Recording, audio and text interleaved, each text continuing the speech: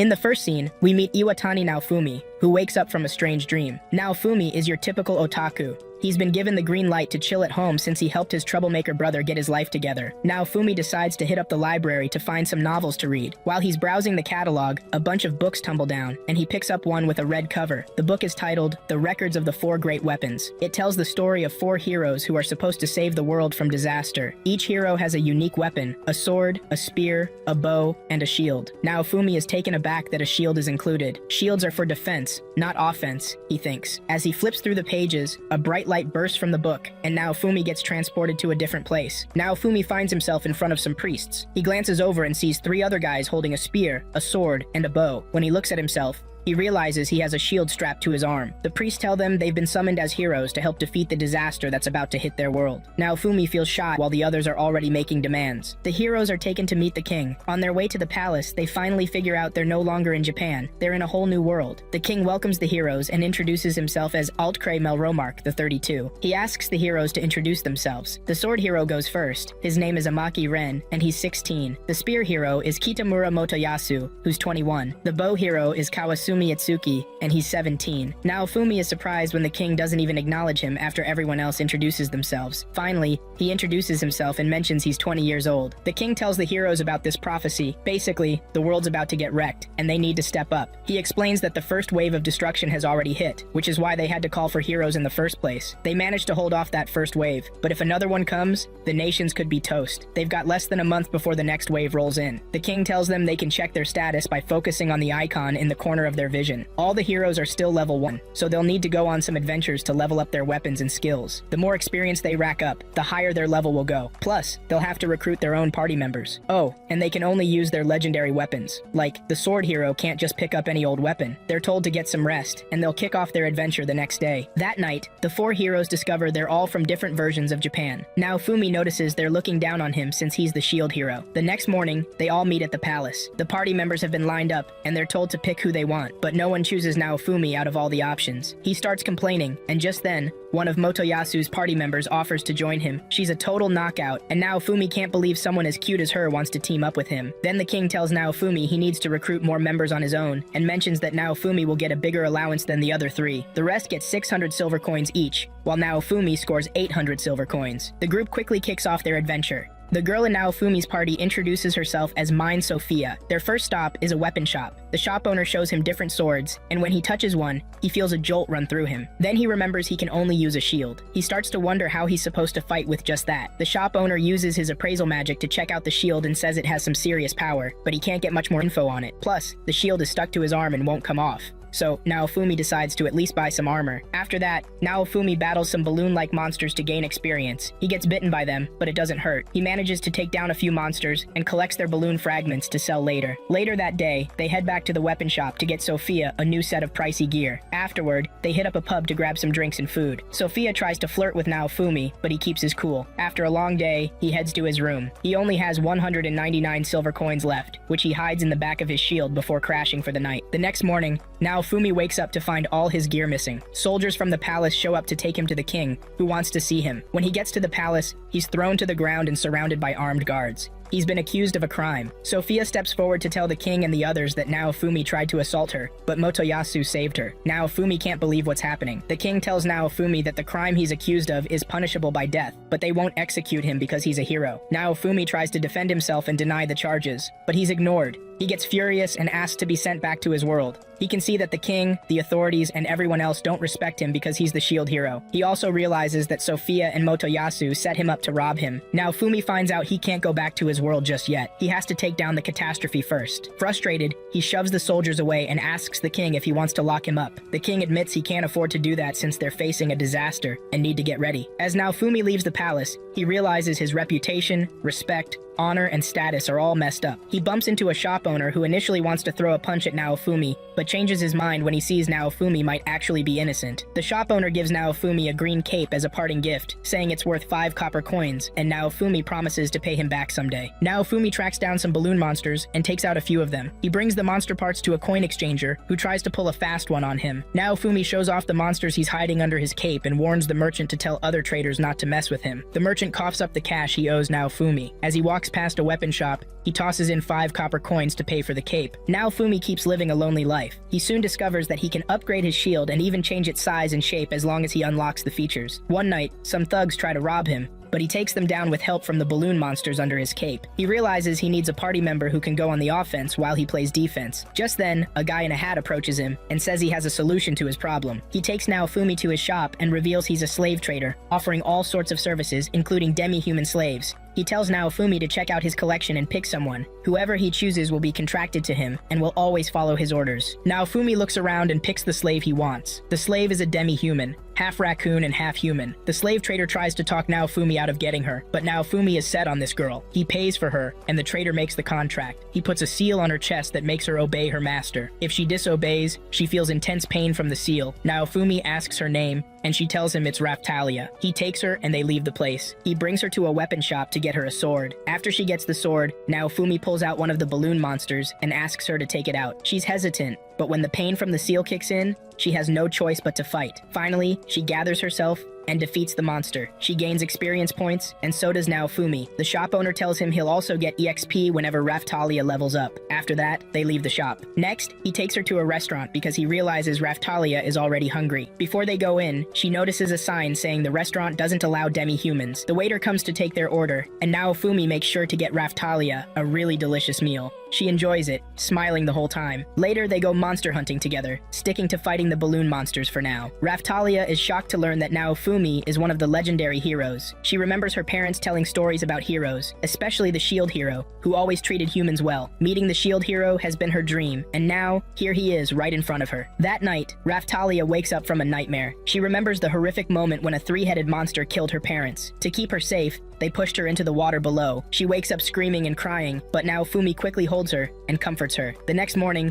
Naofumi heads to a herb shop to sell the herbs and medicines he's brewed. Raftalia waits outside for him and watches some kids playing ball. When Naofumi comes out, he realizes she wants a ball, so he gets her one to cheer her up. He tells her she can play with it after they finish their work. After that, they rent a room to stay in. Naofumi takes care of Raftalia like she's his sister. They train together and do everything side by side. Naofumi makes sure Raftalia is always with him. While they're in the forest, they spot a rabbit, and Naofumi catches it. He tells Raftalia to take it out, but she hesitates. He explains that he needs to get stronger for the disaster that's coming, and he needs her help. Remembering how the monster killed her parents, Raftalia quickly jumps in to take down the rabbit. They visit the weapon shop again so Raftalia can get a new weapon. Naofumi asks the shop owner if there's a town nearby where they can fight more monsters and sell what they find. The owner suggests they head to the village of Loot. Soon, Naofumi and Raftalia arrive in Loot and find a trader to sell the rabbit pelt to. Naofumi asks the trader if there's a way they can make some cash. The trader tells him there's a coal pit nearby, but it's swarming with monsters since the first wave hit. After getting this info, Naofumi checks out his shield in a hut. He calls it out, and it shows a green energy shield. Naofumi is surprised that it can do that. He and Raftalia make their way to the coal pit. They're still gathering ores when a 2-headed monster shows up. Naofumi scoops up Raftalia and dives into the water below. He finds another way to climb back up and asks Raftalia if this is the same monster that killed her parents, but she says no. Naofumi goes after the monster and pins it down. He tells Raftalia to attack, but she struggles because of her past trauma. Naofumi tells her to get out while he buys her some time. Raftalia realizes she'll lose Naofumi just like she lost her parents if she doesn't pull herself together. She's not ready to lose someone close to her again. Overcoming her fear, she attacks the monster. Together, they take it down with their teamwork. Their strategy is simple. Raftalia attacks while Naofumi defends. It's been a week since the battle in the coal pit, and Naofumi's shield has picked up a bunch of new abilities. He and Raftalia hit up a weapon shop so she can snag a better sword, and Naofumi's looking to buy some armor since he got hurt fighting a monster. Raftalia has grown a lot, and her body has changed. She picks out the sword she wants and even manages to get the shop owner to give them a discount. Naofumi grabs some armor too, and asks the shop owner if he knows when the next wave is coming. The shop owner tells him there's an hourglass in the church counting down to the next wave. Once the last grain of sand falls, the next wave will hit. Naofumi and Raftalia decide to check out the church for themselves. When they get there, the other heroes and their party members show up too. Motoyasu corners Raftalia and offers to protect a pretty girl like her. She's shocked to learn he's a hero and tells him she swore to fight for Naofumi. As they leave the church, Motoyasu asks Raftalia if she's heard the rumors about Naofumi, but she hasn't. She's surprised. That night, Raftalia asks Naofumi what went down between him and the heroes, but he brushes her off,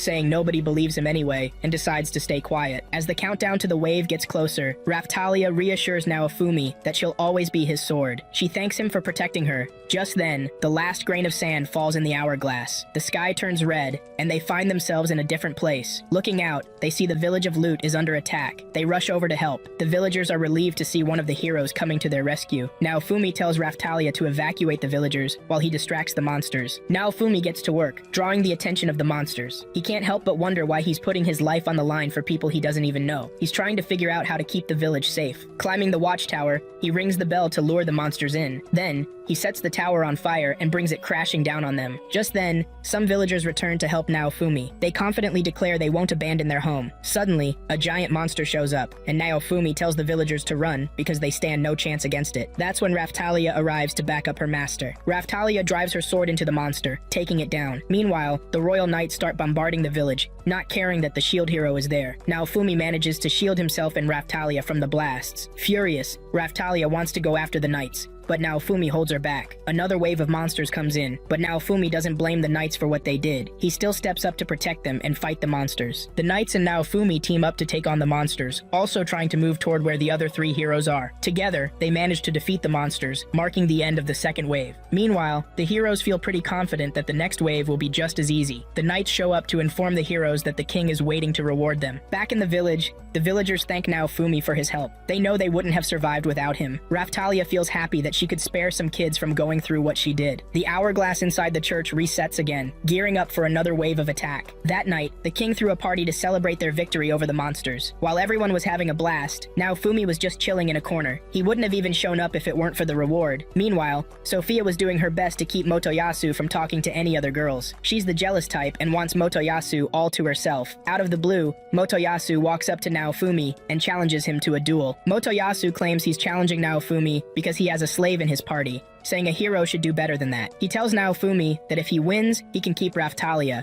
but if Motoyasu wins, he'll take her away. Sophia is just smirking in the background, clearly in the know about everything going down. Naofumi turns down the challenge and starts to leave, but the guards stop him. The king stands up to give Naofumi a hard time and orders him to accept the challenge or face punishment. Naofumi has no choice but to accept since Raphtalia is now in the guard's custody. A little while later, Naofumi and Motoyasu step into the arena for their duel. The rules are straightforward. The duel ends when one of them is pinned down or admits defeat. The match kicks off, and Motoyasu goes on the attack. He hits Naofumi hard, but Naofumi manages to block his moves. He even lands a hit with his shield and then unleashes some monsters from under his cape to mess with Motoyasu. He traps Motoyasu in a shield prison and tells him to give up. After releasing the shield prison, Motoyasu is already looking pretty weak. He's about to admit defeat when Sophia jumps in and blasts Naofumi with magic. This surprises Naofumi, but the crowd doesn't seem to care. Motoyasu then unleashes a powerful blast at Naofumi. Naofumi hits the ground, and Motoyasu declares himself the winner of the duel. But Naofumi gets back up and says he's not ready to throw in the towel. Sophia strolls up to Naofumi and starts roasting him. Just then, the king calls her his daughter and refers to her as Malti. Naofumi puts two and two together and realizes that the king and his daughter have been scheming this whole time. Naofumi gets furious and declares he doesn't give a damn about the world anymore. A moment later, Raphtalia returns and starts laying into Motoyasu and Sophia. She tells them she doesn't need their help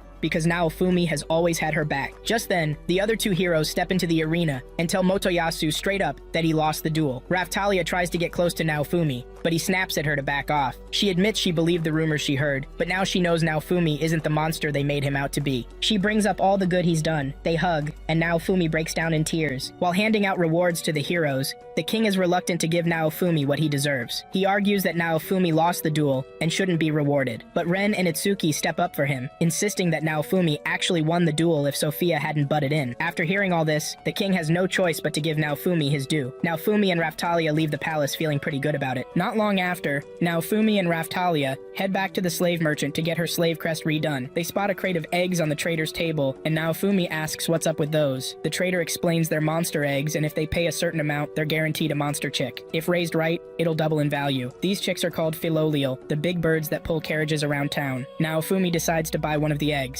In the next scene, the herb shop owner gives Naofumi Naofumi a book filled with different herbs and medicine recipes. It was sent by someone from Loot Village as a thank you for saving them. He also tells Naofumi to check out the magic store because they have something for him. When he gets there, the owner hands him a grimoire packed with magic spells he can learn. To make things trickier, Naofumi doesn't know how to read the language in this world, so he'll need to learn that before he can use the grimoire. Raftalia suggests they hit the books together. Naofumi thinks it's a solid plan since they've got a whole month before the next wave rolls in. In the middle of the night, Naofumi wakes Raftalia to tell her the egg is hatching. The bird instantly bonds with Naofumi and starts following him around. He names the bird Philo, and in just 2 days, Philo has grown like crazy. Not long after, Naofumi and Raftalia hear that knights are rolling into the village. Sophia and Motoyasu are with them. Sophia's got a royal decree, and it turns out Motoyasu has been named the ruler of the area. They're also going to charge the villagers 50 silver coins just to come in or leave the village. The villagers start grumbling because that fee is just too much. Naofumi steps in to speak for the villagers, saying there's no way they can afford that kind of cash. Just then, Sophia pulls her sword on the villagers. At the same time, some folks in masks and hoodies show up and hand Sophia a scroll to read. Naofumi can tell by their vibe and how they talk that they're pretty important. Sophia then tells Naofumi he has to fight for the village's leadership. Naofumi isn't into it at first, but the villagers plead with him to think it over,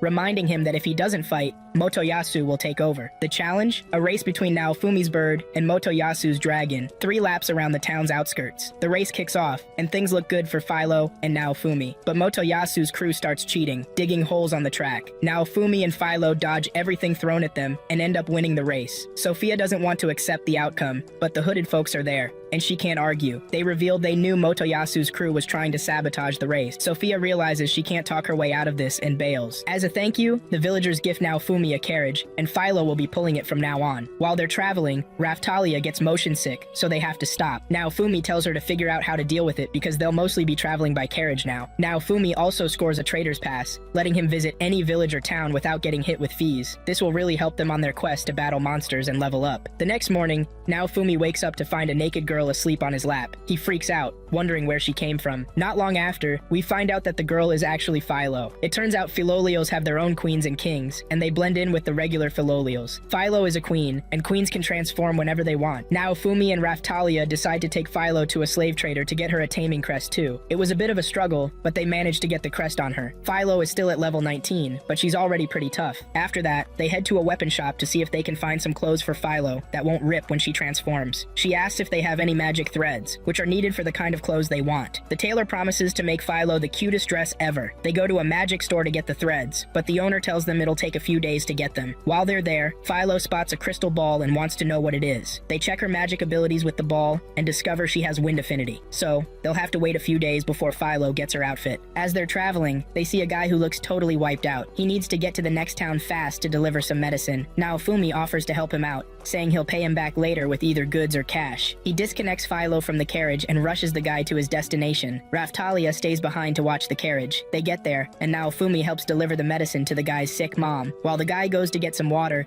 Naofumi uses his magic to heal her. The guy thanks Naofumi by giving him some potatoes worth 1 silver coin. Then he heads back to Raftalia and the carriage. In the next few days, Naofumi keeps helping folks in need, and he's starting to get pretty popular around the area. One day, an accessory trader catches a ride with Naofumi and his crew, but soon after, they get stopped by a gang of crooks who demand Naofumi hand over the trader. The crooks are all cocky, claiming they've got an upgraded bodyguard and can take Naofumi and his team. They quickly learn they're no match for Naofumi and his crew. Raftalia and Philo take down the crooks and their so-called bodyguard in one swift move. The crooks end up tied up, and they confess that someone paid them to mess with the trader and steal his stuff. Naofumi asks the trader what he wants to do with the crooks, and he says he'll just turn them over to the guards for punishment. The crooks threaten to twist the story when they get to the guards, sure that the guards will believe them over the shield hero. Hearing this, Naofumi makes it clear he'll take them out if they try anything. The crooks start begging for their lives, even promising to buy their freedom. So, Naofumi easily loots the bandits and takes everything they've got as payment. The accessory trader is impressed with how Naofumi handled things and promises to share more tips about trades and business. He shows Naofumi how to craft gemstones and gives him some valuable knowledge and connections. Not long after, Naofumi finds out about a spot where he can get gemstones used for making magic threads. Naofumi, Raftalia, and the magic store owner head to the mine where the gemstones are.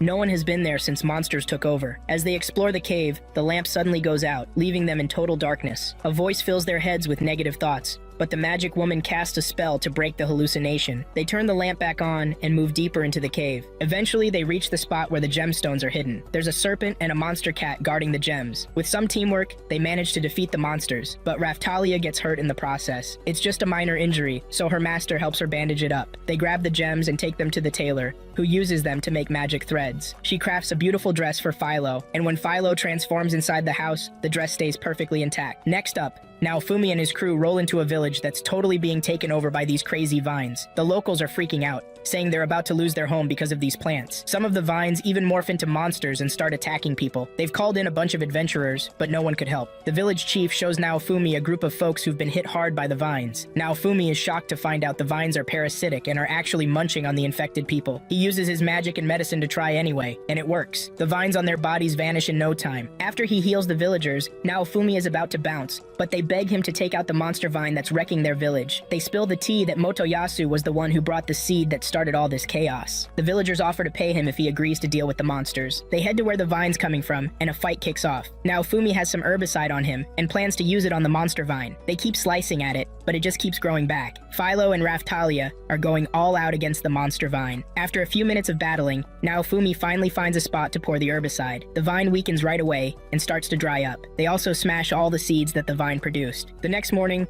Nao uses his skills to tweak the vine's biology. He makes their fruits edible, which will provide food for the village and ease their worries about famine. Naofumi sells the seeds in exchange for some goods, then takes those goods to the accessory trader. The trader asks for Naofumi's help with a job. There are hot springs in a nearby town, along with some inns, and he wants Naofumi to deliver goods there. Naofumi is surprised to learn that hot springs exist in this world too. After delivering the goods, Naofumi and his crew decide to enjoy the hot springs themselves. Raphtalia is concerned that Philo is getting too clingy with Naofumi. She figures that giving a gift is a good way to show love. That night, she heads to the mountains to find some rare crystals that are said to be powerful for love. Just then, she hears Philo behind her. Philo reveals she's also on the mountain to find rare eggs for Naofumi. Philo races to the top of the mountain, and Raphtalia follows. While they're running, Philo isn't paying attention and almost falls off the mountain. Raphtalia tries to save her, but they both end up falling together. Luckily, they land on something soft. It turns out to be a monster boar, which chases them, but they manage to escape unharmed. The next morning, they reach the bird's nest where they're supposed to get the eggs and the crystal. Just as they're about to grab the crystal, the wild boar shows up again. It attacks the nest, causing them to lose all the crystals and eggs. They get mad and take down the boar instead. On their way back to town, two guys approach them and offer to buy the boar for a good amount of cash. After they collect the money, they use it to buy a tool to help Naofumi with his crafting. They tell him the tool is a token of their gratitude, and he thanks them in return. One day, Naofumi and his crew run into some travelers. They tell him they're from a village not too far away that's been hit hard by a plague,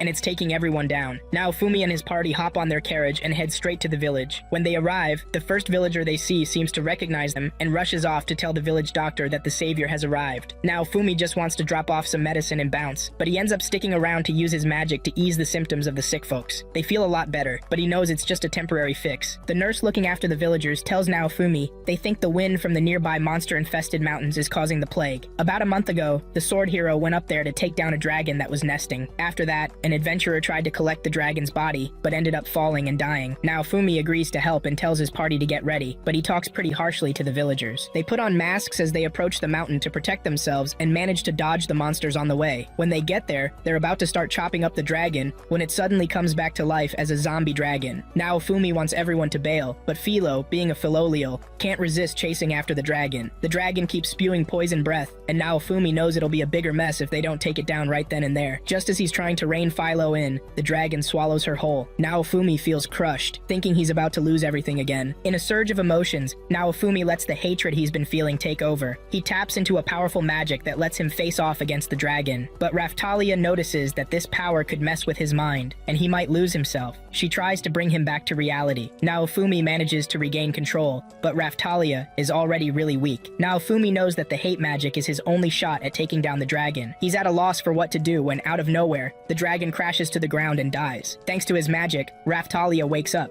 but she's super weak. Philo bursts out of the dragon, revealing she's been tearing it apart from the inside. She also finds a purple crystal inside the dragon, which seems to be its core, and she eats it. Raphtalia starts to weaken even more, and Naofumi realizes they need to get her out of there fast and get her some medicine. After breaking the dragon's curse, they rush Raphtalia back to the village. Now Fumi asks the doctor to heal her and do whatever it takes. The doctor says Raphtalia's situation is serious, and they don't have enough holy water to lift the curses on her. Not long after, Raphtalia starts feeling better after getting the right care, but they still need holy water to get rid of the curses. Philo then hands Naofumi the mana crystal from the dragon. He puts it in his shield to boost its power, but he realizes his level isn't high enough yet. After a successful mission, Naofumi tells Raphtalia they need to head back to the capital. He's worried about her health and wants to grab some strong holy water to make sure she's fully healed before they take on more missions. Just then, they spot some Philolials crowding around a girl. They step in, and the birds scatter. The girl is shocked to see a Philolial as big as Philo, and even more surprised when she finds out Philo can talk. She shares that she's always wanted to chat with a Philolial, and gives Philo some dried meat to munch on. She introduces herself as Melty. Now Fumi notices she's dressed nicely and figures she might be a noble's daughter. Philo then transforms into her human form, which blows Melty's mind even more. Now Fumi tells Philo she can hang out and play with her new friend until evening, but she needs to be back before sunset. Later that evening,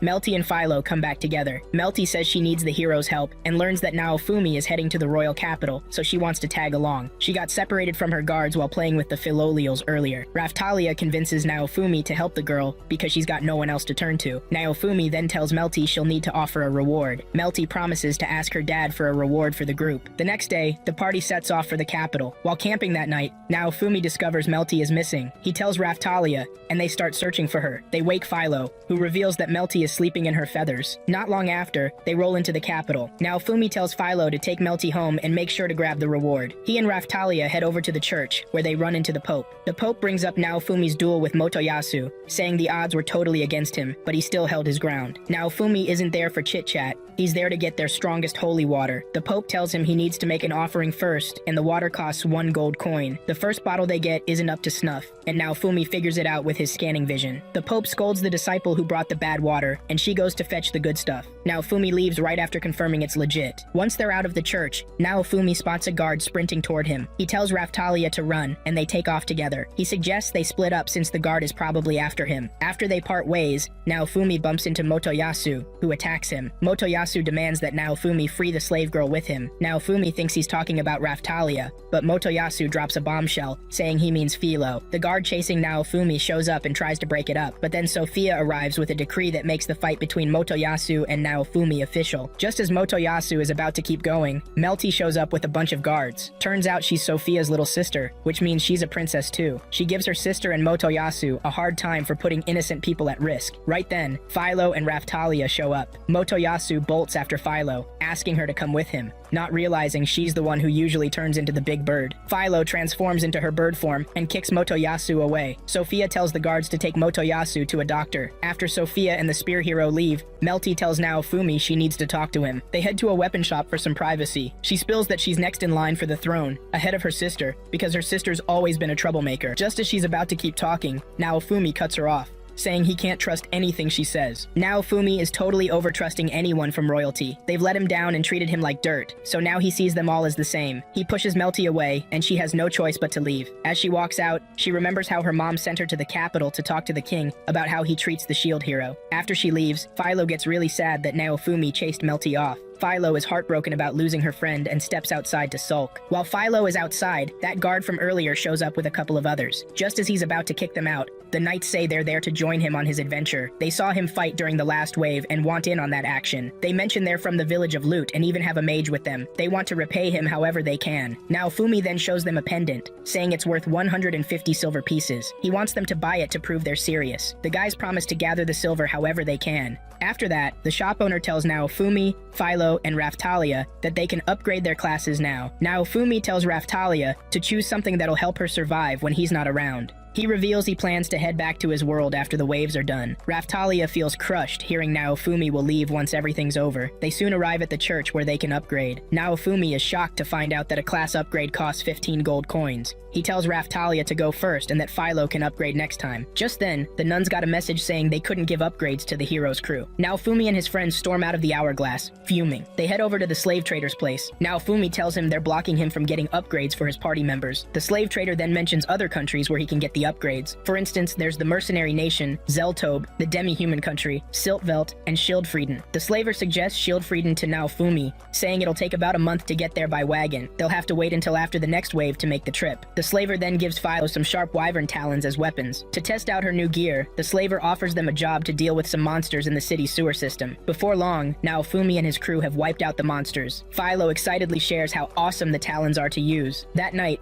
Raphtalia tries to find out when Naofumi will leave, but Philo interrupts. Naofumi has to push the two to go to sleep, and he's also working on some surprises for them while they snooze. The next morning, they keep on with their trading journey. They run into some refugees from the north, and Naofumi tells his crew to set up a kitchen right away to help them out. The refugees explain that the hero with the bow helped them kick out their king, but things have gone downhill since then. Ren and Itsuki are at the same tavern as Naofumi. Itsuki approaches Naofumi, and Naofumi seizes the chance to ask if he was the one who helped the northern folks with their revolution, to which he replies yes. Naofumi then tells the two heroes that he's been the one cleaning up their messes along the way. He leaves the tavern, telling them to quit making messes. The weapon shop owner tells Naofumi he's embedded the crystal they got from the dragon into his armor breastplate, which has an auto repair feature. Just then, the guards show up with the 150 silver pieces Naofumi requested. He hands them the pendant and tells them to keep the money, suggesting they get something nice for themselves. Meanwhile, Melty's mom is telling one of the masked people to keep an eye on her daughter and Naofumi's crew. She says it's Melty's job to figure out how to ease Naofumi's anger, which is a skill she needs to develop as the future ruler. Just then, the next wave of disaster hits. So, Naofumi hooks up his crew with some handmade jewelry to boost their stats right before the wave hits. Once that's all set, they get teleported to the village where the wave is about to crash. This is the same place where Naofumi helped an old lady who was sick, and he's totally shocked to see her fighting off monsters like it's no big deal. After securing the village, Naofumi and his crew need to bounce because the wave is dragging on longer than usual. They gotta figure out what's going on. They head to where the wave is hitting hardest and spot Itsuki blasting away at this massive ship floating in the air. He tells them that Motoyasu and Ren are on that ship. Philo swoops in, carrying Naofumi and Raphtalia,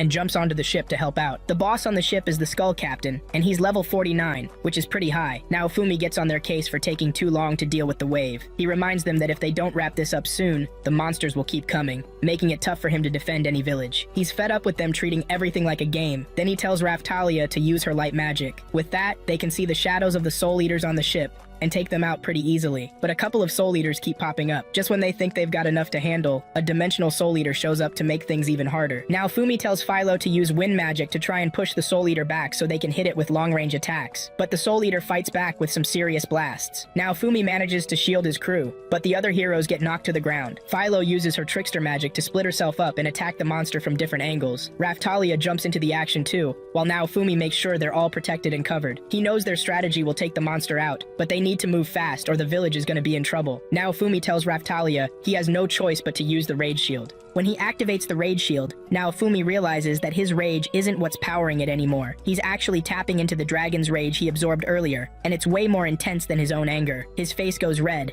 and Philo gets caught up in the rage too. She powers up and goes after the Soul Eater, knocking it down while Naofumi keeps pushing it with his shield. Raphtalia calls out the heroes for just standing around while Naofumi risks everything to take down the monster. It's Itsuki and Ren who jump in to help him first, while Motoyasu is still hesitating. Sophia is also telling him not to help Naofumi. After some pressure, the trio finally decides to team up with the shield hero. Naofumi feels like he's about to lose control to the rage, but Raphtalia's touch brings him back. He then uses a powerful spell to activate the shield prison and trap the monster inside. He hits it with a piercing spell to deal some serious damage and finally takes it down. Everyone watching is in awe of Naofumi's strength. The other heroes are stunned to see that the shield is even more powerful than they thought. Just as they're celebrating their win, another Soul Eater shows up, and it catches them off guard. Suddenly, the Soul Eater gets attacked from above by someone they don't recognize. The attack takes the Soul Eater out with ease. The mysterious person lands on the ship they're on, and calls the heroes weaklings for struggling against mid-level monsters like the Soul Eaters. She claims that only one of them is worthy of being called a hero. She asks for the shield hero's name, but he tells her to introduce herself first. She reveals her name is Glass, and tells the group to see her as their enemy. Glass says something that sets off Motoyasu and the other two heroes. They go all out with their strongest attacks, but it doesn't even faze her. She looks totally fine. Then she casts a spell and hits the trio with it. They can't handle her attacks and get thrown across the floor. Naofumi chugs a potion to quickly recover his SP. He tries to trap Glass in a shield prison,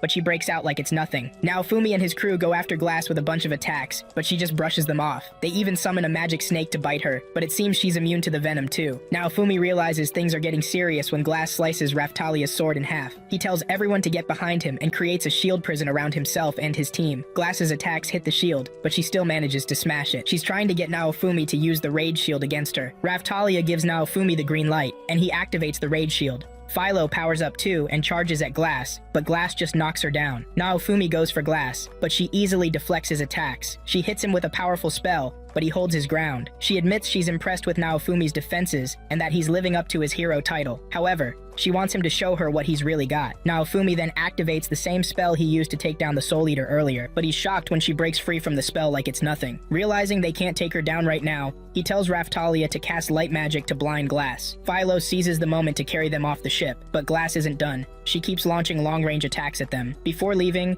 Glass tells Naofumi she'll be back for their next showdown and assures him that the wave will win the war. With that, she vanishes, and the waves disappear with her. The sky goes back to its normal color. Naofumi starts questioning what these waves really are. He thought they were supposed to be world-ending disasters. He knows he needs to get stronger before the next attack and find more monster fragments to upgrade his shield. After this, Naofumi gets summoned to the palace to see the king. The king admits Naofumi did a solid job taking down the wave's boss, having seen it all through the crystal ball, but he's curious about how Naofumi got so strong. Naofumi isn't ready to spill any secrets and even tells the king to kneel if he wants to know how he got his power. The guards don't dare approach Naofumi because he could easily take them down, king included. He tells them he just wants to beat the waves and go home. The king threatens to hurt his party members, and Naofumi dares him to try. He promises to chase the king to the ends of the earth and make his life miserable. On his way out, Naofumi passes a woman who warns him to be careful. Later, Melty heads to the throne room to talk to her dad about making peace with the shield hero. She says the shield hero is crucial for their nation's survival. Just then, Sophia shows up and ruins the vibe.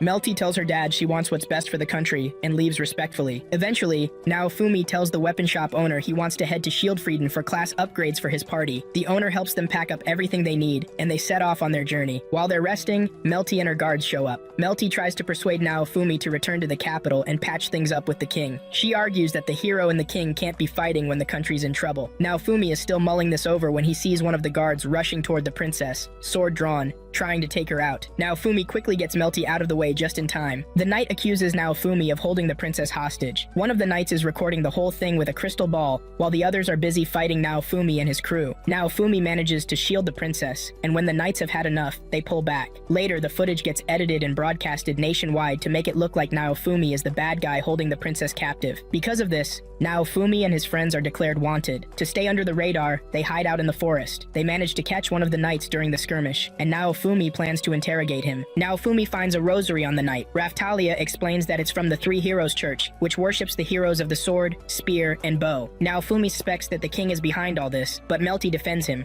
saying her dad might not be involved. She thinks her sister could be the real mastermind. The next morning, the group sets off on their journey. They ditch their wagon and hike up into the mountains. While taking a break, Raphtalia asks Naofumi why he chose Siltvelt over the other two countries. He reveals he's done his homework, and that Siltvelt's borders are heavily guarded. There has to be a reason they don't want them getting there, which is why he picked it. That night, Melty expresses her confusion about why the king is being so cold to the shield hero. She mentions that the queen told him earlier to treat Naofumi better, but he's ignoring that advice. Naofumi is shocked to realize that the queen holds more power than the king. The king married into the royal family, which is why the queen is at the top. Early the next morning, the crew hit the road again. As they navigate the risky mountain paths, Melty almost takes a tumble, catching the guards' attention. Naofumi and the gang start to bolt, but they soon find themselves trapped. The other three heroes and the knights have them cornered, demanding Naofumi let go of the princess he's got with him. Melty chimes in, saying she's totally fine and that Naofumi isn't holding her against her will. She reveals that it was her idea to travel with Naofumi for protection, and that this whole mess is part of a wicked scheme by someone dangerous.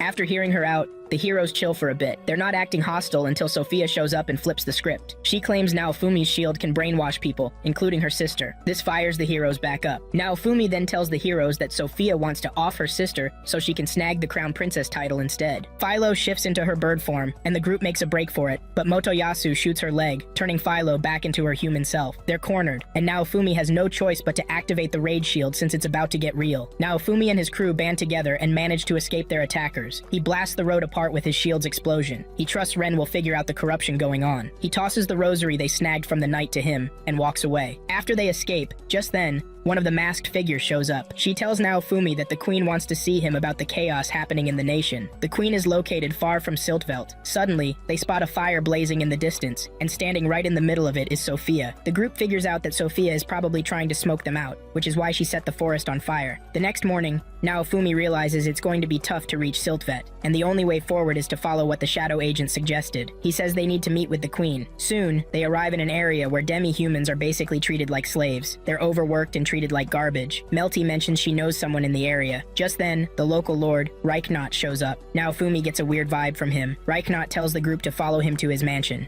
Once they get to Reichnaut's place, he mentions that the knights informed him they might want to pass through his territory. He also says they were accused of starting the fire to cover their tracks. Naofumi quickly denies this, saying it was Sophia who started the fire to flush them out. Reichnaut gets it and doesn't push back. After that, they bring out food for the group. After they finish eating, Reichnaut offers them a comfy room to crash for the night. Naofumi is hesitant to sleep, thinking something might go down while they're out. Raphtalia offers to keep watch while Naofumi catches some Z's. Melty and Philo take the chance to explore the mansion. Meanwhile, the king is seriously worried about his daughter and isn't ready to lose her. Sophia keeps reassuring him that everything will be okay and they'll find Melty. The king is still blaming everything on the shield. Later that night, Naofumi tells Melty not to stress about kingdom stuff just yet. Her safety is the top priority right now. Once she's safe, she can focus on making changes in the kingdom. The next morning, the crew realizes that knights have surrounded the castle. Reichnaut gets taken away because they found out that Naofumi and his gang are hiding in the mansion. Melty and Philo aren't in the room, so they need to make a quick getaway before the knights catch them. They soon discover that Melty has a plan. She's gone to meet with the noble idol who brought the knights. She tells him that Naofumi has escaped and insists she needs to talk to her dad. She demands an escort, and Noble agrees without hesitation. Naofumi uses his master's order to locate Philo, who's sleeping in the attic after playing hide-and-seek with Melty the night before. She's shocked to hear that Melty went off with a noble and his knights.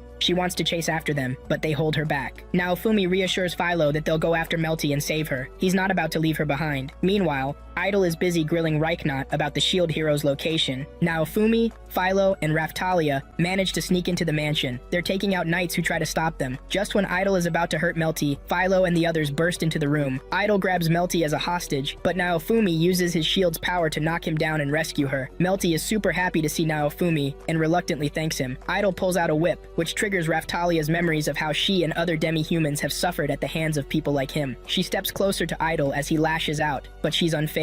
She cuts the whip and holds her sword to his neck, scaring him and making him feel the pain that other demi-humans have endured. So it turns out Raphtalia is one of the demi-humans that Idol used to keep as his personal property. He treated them horribly and did whatever he wanted with them. He even killed one of Raphtalia's friends named Rafana. Raphtalia is tempted to take him out. Naofumi asks if killing Idol would help her find closure, but she's not sure. Instead, Raphtalia decides to let Idol live so he can atone for his sins. Just then, Idol pulls out a sword and attacks her. She manages to block his strike and push him back. Idol is doing everything he can to get rid of Raphtalia. He slips and falls out of the building, plummeting to his death. Naofumi quickly reassures Raphtalia that Idol's death isn't her fault, and she shouldn't blame herself. Meanwhile, Melty uses her magic to heal Reichnaut's wounds. Raphtalia tells her crew they need to rescue the demi-humans still trapped in the mansion's basement. As they head underground, Raphtalia remembers being held captive after her hometown was destroyed. The deeper she goes, the more the pain hits her. Naofumi is shocked to learn Raphtalia was kept in such a cramped space. Just thinking about it makes him feel sick and disgusted.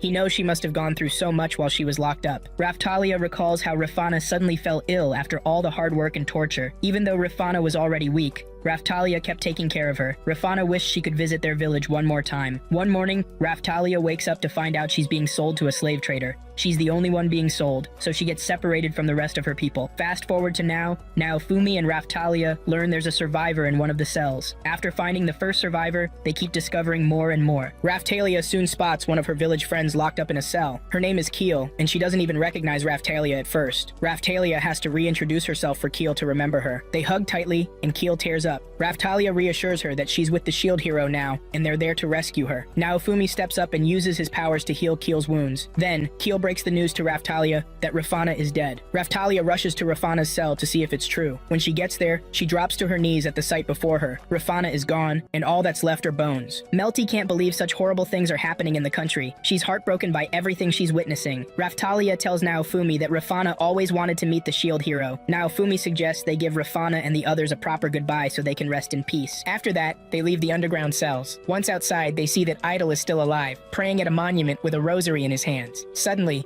A blue light shines after his prayer. Reincarnated explains that the heroes of the past built the stone monument to seal away a monster. Turns out, Idol just unleashed the monster. He's pretty sure no one can stop him now that the monster is on his side. The monster rises from the depths, and the first person it takes out is Idol himself. It lets out a deafening roar that shakes everything and everyone around. While a monster is growling at them, there's a girl and a philolial hanging out in the woods. The philolial spills the beans that it's found the perfect candidate to be the next queen. Back at the mansion, Naofumi realizes the monster is super strong and they can't take it on. He tells everyone they need to bounce and find a place to hide. They're shocked when the monsters track them down anyway. There's a moment of hesitation to fight because there are civilians around. But Philo charges at the monster without a second thought. Naofumi stresses the need to lure the monster away from the area so they can fight it without hurting anyone. Naofumi figures out that Philo can be the perfect bait to draw the monster out of town. The dragon is drawn to the crystal glowing in her belly. Reincarnated is tasked with taking Keel and the other kids to safety. Raftalia is hesitant to leave, but Keel insists she has to go because there are people who need saving. Raftalia hands Keel the bracelet Naofumi gave her. Philo scoops up her party members and gets them out of there. The monster is right on their tail. They keep running until they're out of the woods, but the monster is still hot on their heels. They reach an open area and wait for the monster to catch up. When the monster shows up,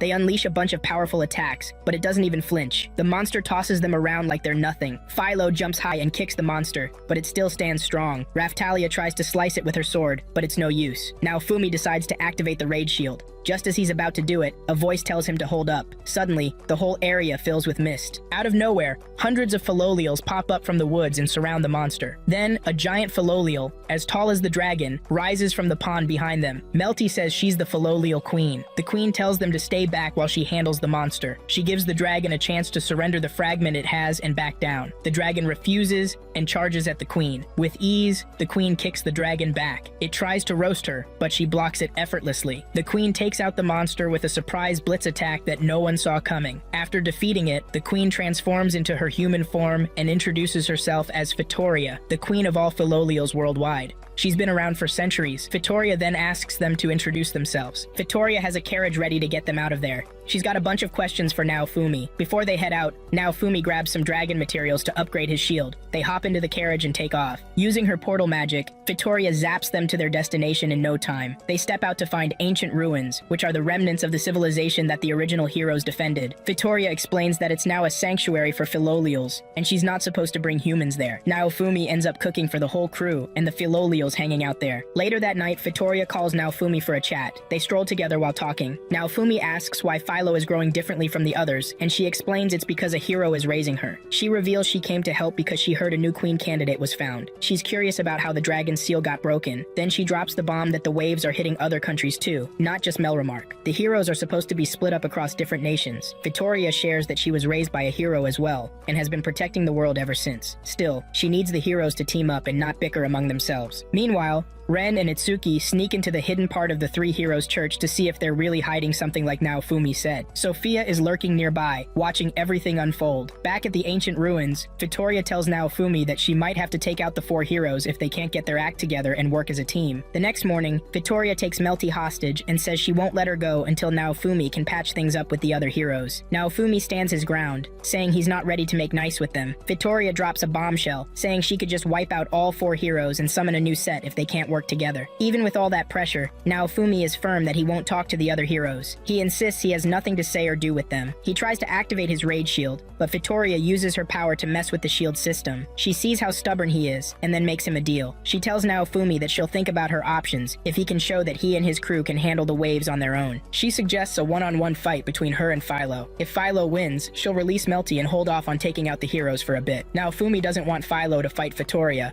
but Philo is all in, saying she can do it. They agree to fight in their human forms. Vittoria sets up a magic barrier to create an arena for the showdown. The fight kicks off, and Vittoria dances around Philo like it's nothing. Philo gives it her all, but she can't get close to Vittoria. Every spell and attack she throws is easily countered by Vittoria. During the brawl, Naofumi tries to rescue Melty, but Vittoria knocks him against the wall without breaking a sweat. Vittoria turns to Philo and tells her she's weak, saying her party needs her right now, and there's nothing she can do about it. The fight goes on, and Philo is determined to make her master proud. Naofumi tells her to chill out because he believes in her. With those words, Philo manages to conjure a powerful spell and charges at Vittoria. Vittoria throws up a barrier to block the attack. Philo keeps going, even with the shield up. She puts everything she's got into her attack and breaks through Vittoria's defenses. Exhausted from using so much energy, she collapses to the ground but refuses to give up. Vittoria then approaches her and tells her she's won the battle. Philo's party rushes over to hug her. She then spills the beans about testing Philo. If Philo hadn't passed, she would have been done for, and now Fumi would have been in the crosshairs too. Vittoria pulls out a crown and names Philo as her successor, saying she's next in line. Then, Vittoria tells Naofumi she's got something for him too. She sticks one of her fragments into his shield, unlocking a bunch of features he couldn't access before. After that, she says she needs to chat with him privately. Later that night, they throw a feast to celebrate the new queen's appointment. When the night winds down and everyone's asleep, Vittoria and Naofumi sit down for their talk. She asks if Naofumi ever tried to clear his name after that whole mess, but he says no. He didn't even bother explaining things to the other heroes because he figured no one would believe him. He admits he messed up there. Vittoria then tells him it's time to settle things with the heroes. Once they leave the ruins, she'll drop Naofumi off near one of them so they can hash it out. She doesn't want to get tangled up in that drama again. Then she reveals that if one of the heroes bites the dust, they'll have to summon new heroes. They need to be all together to tackle the waves. She goes on to say there'll come a time when they'll have to pick between saving the world or the people in it. If they choose the world, they'll save it, but if they pick the people, it'll be a tougher road. Vittoria then casts a spell on his breastplate to slow down the curse erosion on the rage shield. She tells him to ease up on using the shield. Naofumi starts to see that Vittoria's actually nicer than she seems. Vittoria's eyes well up with tears, and she rests her head on Naofumi's lap. In the final scenes of the episode, we see Ren and Itsuki following a lead into a sketchy cave. Just then, a bright and powerful blast comes down from above and hits their spot. The next morning,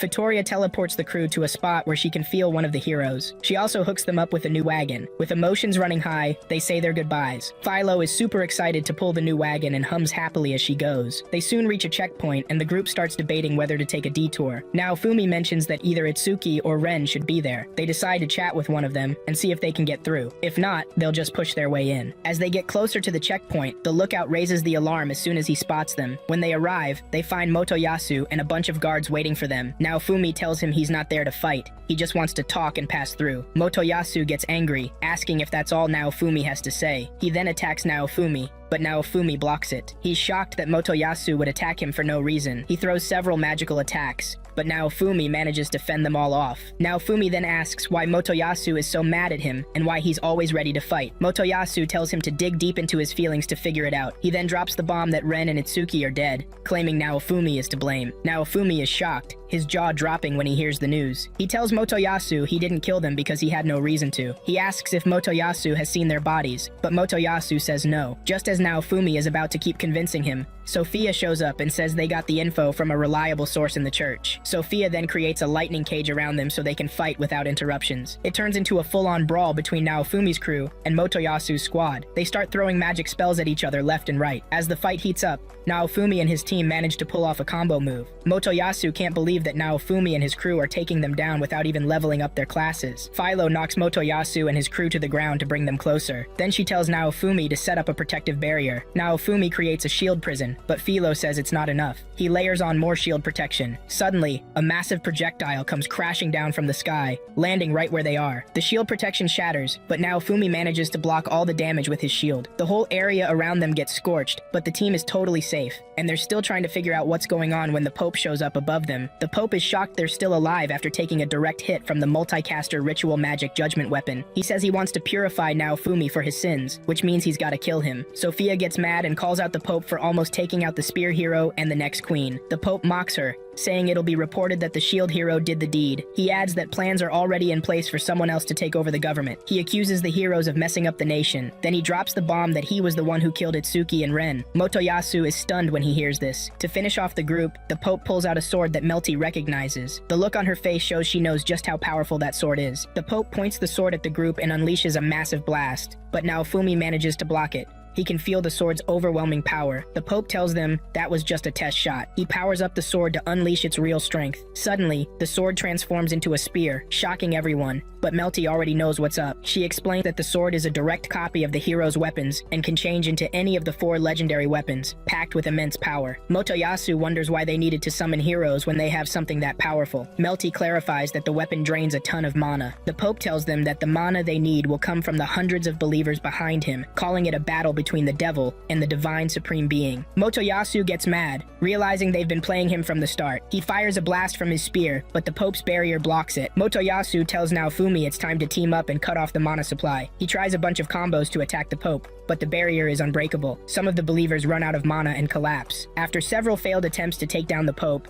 he strikes back with his own attack. Just as the Pope is about to attack again, a surprise combo hits and pushes him back. They turn to see Ren and Itsuki have just arrived. They're shocked to see the duo alive and well. The Pope tells his assistant to have their mages focus on maintaining the barrier. Ren reveals that the Pope actually tried to kill them, but they survived thanks to the Shadow Squad. Ren and Itsuki discovered that everything about Naofumi was a lie, and that he was framed. Ren charges at the Pope and attacks fiercely. The barrier protects the Pope, but he still feels the impact. Ren and Itsuki announce that the Queen's forces are on their way, and urge the Pope to surrender before she arrives. The believers start to panic at this news, but the Pope manages to reassure them again. The heroes realize that the believers in the Pope aren't about to back down. They need to team up and teach them a lesson. But now Fumi decides it's time to give the trio a reality check for how badly they've been acting lately. He tells them things wouldn't have gotten this messy if Motoyasu had just thought for himself instead of always listening to Sophia. He also lays into Ren and Itsuki for treating everything like it's just a game. The three of them start bickering, trying to pin the blame on one another for the mess they're in. While they're busy fighting, the Pope is just laughing. He can't believe how pathetic the heroes are. The Pope fires a blast from the legendary weapon at them, but Naofumi manages to block it. He remembers how Fitoria begged him to resolve things. He tells the other heroes they're scum,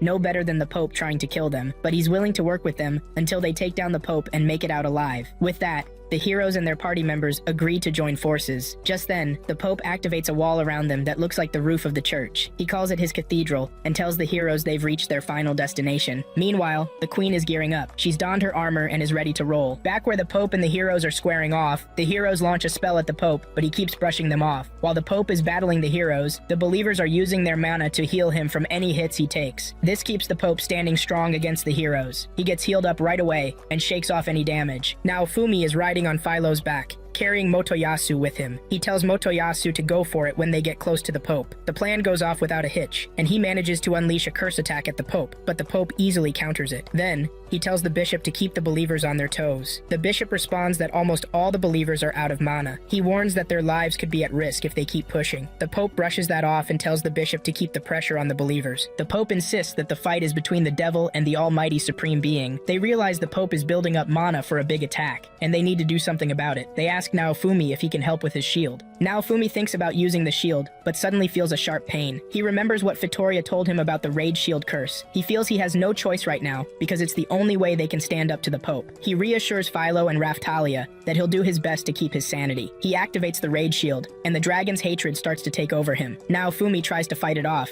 but eventually, he succumbs to the dragon's words and lets the rage consume him. He gives in, and his whole body and soul are taken over by the rage inside him. He's about to go on a rampage when he suddenly hears Philo, Melty, and Raftalia's voices in his head. Focusing on their voices helps him regain control. Coming back to reality, he sees the trio clinging to him, already feeling the effects of the curse. Naofumi then turns to the other three heroes and humbly asks for their help. The Pope attacks, but Naofumi manages to shield them. The group then launches a full-on assault against the Pope, with Naofumi barking out orders. Even Motoyasu can't believe he's taking orders from Naofumi. They push the Pope back and break through all his defenses. Just as they charge at him, the Pope suddenly powers up. He starts hitting them with advanced skills from his legendary weapon and creates a noise barrier to mess with their hearing. The group soon realizes it's all an illusion. Just when the Pope is about to finish them off, the Queen shows up and casts a spell that traps him in an ice wall. She tells Naofumi to take him out. Naofumi activates a spell that pierces his own body, spraying red liquid everywhere. The Pope is thrilled, thinking Naofumi has taken himself out. But then, a red creature pops up from under the Pope and devours him. The cathedral and the legendary weapon go down with him. Once the chaos settles, they find Naofumi unresponsive, lying in a pool of his own blood. The girls start to panic, but the Queen reassures them that she won't let the shield hero die. She approaches Naofumi and introduces herself. 3 days later, Naofumi wakes up in a clinic, all bandaged up. The three girls are there with him, and they fill him in on what happened. They tell him that the Queen did everything she could to make sure he survived. The power Naofumi activated affects both the target and himself, but the queen made sure he didn't die. Even with her quick recovery magic, it'll take him about a month to heal completely. A little while later, the queen comes to visit. She introduces herself again. Her name is Mirelia. Now Fumi wonders why the shield hero has been treated so badly since he got to this world, and the queen promises to explain everything. She reveals that she was away at a forum when the nation summoned the 4 heroes. They had originally agreed that each of the 4 nations would summon 1 hero, but the king and princess went behind her back and summoned all 4. This made the other nations mad, and Mirelia has been trying to fix things ever since. The lord she left in charge died during the first wave, which gave Altcray and Sophia free reign to do whatever they wanted. She then explains why the shield hero has been hated from the start. Altcray already had a grudge against the shield hero for a specific reason. He hated the last shield hero and passed that hatred down to Naofumi. Things would have been different if Naofumi had been summoned to another nation. For example, in Siltvelt, they actually worship the shield hero. The queen promises Naofumi that he won't be stopped if he wants to go to Siltvelt. She even vows to clear his name and put an end to the humiliation he's been facing. Plus, she's going to reward him with a huge prize. 500 gold pieces. Now Fumi tells the queen he doesn't plan on sticking around the country. He knows they're counting on him to survive, but he promises to show up when the waves hit. The queen then asks him to come to the royal castle the next day. She wants to clear his name in front of everyone. A decree has already been sent out telling people to gather at the castle. That night, now Fumi wakes up from a dream where he sees the king and the princess losing their heads at the execution ground. The next morning, now Fumi and his crew arrive at the royal castle, where the other 3 heroes are also hanging out. A messenger soon shows up, telling them to head into the throne room. When they walk in, Motoyasu notices that the king and the first princess are missing from their thrones. The queen tells the guards to bring the king and Sophia in. They're brought in wearing chains, which totally shocks Motoyasu and the other heroes. The queen drops a bombshell, saying that they're now considered criminals and their trial is about to start, which will be shown to the entire nation. Before the trial kicks off, the queen makes sure they get a slave crest to keep things fair. The queen starts grilling Sophia about her role in everything that's gone down. Every time she lies, she feels pain from the slave crest. This leads everyone to discover that she tried to kill her sister. They also find out that Malti, aka Sophia, framed the shield hero by claiming Naofumi assaulted her. Once the confessions are out in the open, the queen stuns everyone again. She strips both of them of their titles and sentences them to death. She says their crimes are too serious to be forgiven since they hurt the people of the nation. To prove she's serious, she orders the execution to happen right away, and it's set to take place in front of the crowd. Now Fumi realizes everything is unfolding just like in his dream. The duo is taken to the guillotine, and the crowd is seen celebrating. Just as the execution is about to happen,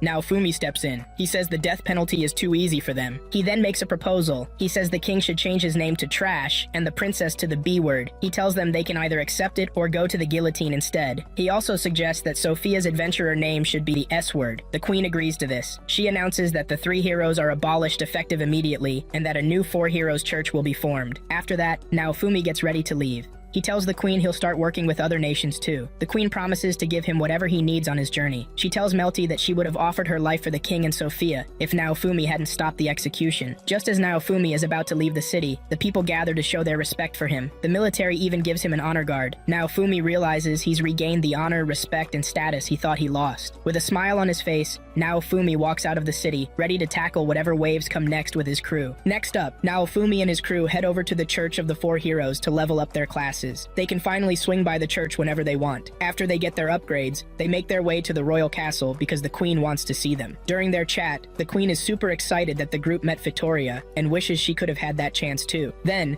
she gets down to business and tells Naofumi the real reason she called them to the castle. She's throwing a party for the 4 heroes that night and has something really important to share with them. Later that night, everyone gathers in the main hall for the feast while the heroes are having a private meeting with the queen. Just then, one of the knights bugs Raftalia, causing a bit of a scene in the reception hall. Melty spots her sister pouring some weird liquid into one of the pies. Back in the meeting with the queen, Naofumi remembers Vittoria's advice about sorting things out with the other heroes. He suggests they have an honest talk since they're all there. The queen then drops a big announcement. A once-in-a-decade event that'll boost their XP is about to kick off. It turns out Naofumi is the only one who doesn't know about this because he looks totally lost when the queen brings it up. Just then, Melty rushes in to tell her mom that Sophia tried to poison the food for the party, and she confessed because of her slave pact. The queen decides it's time to be straight with them. She reveals that when the next wave hits, if the heroes haven't sorted out their issues, all of them except the shield hero will be executed. She explains that the 3 heroes were defeated in the last waves, so they need to team up with the shield hero. The other 3 heroes ask Naofumi where he got his cheat shield.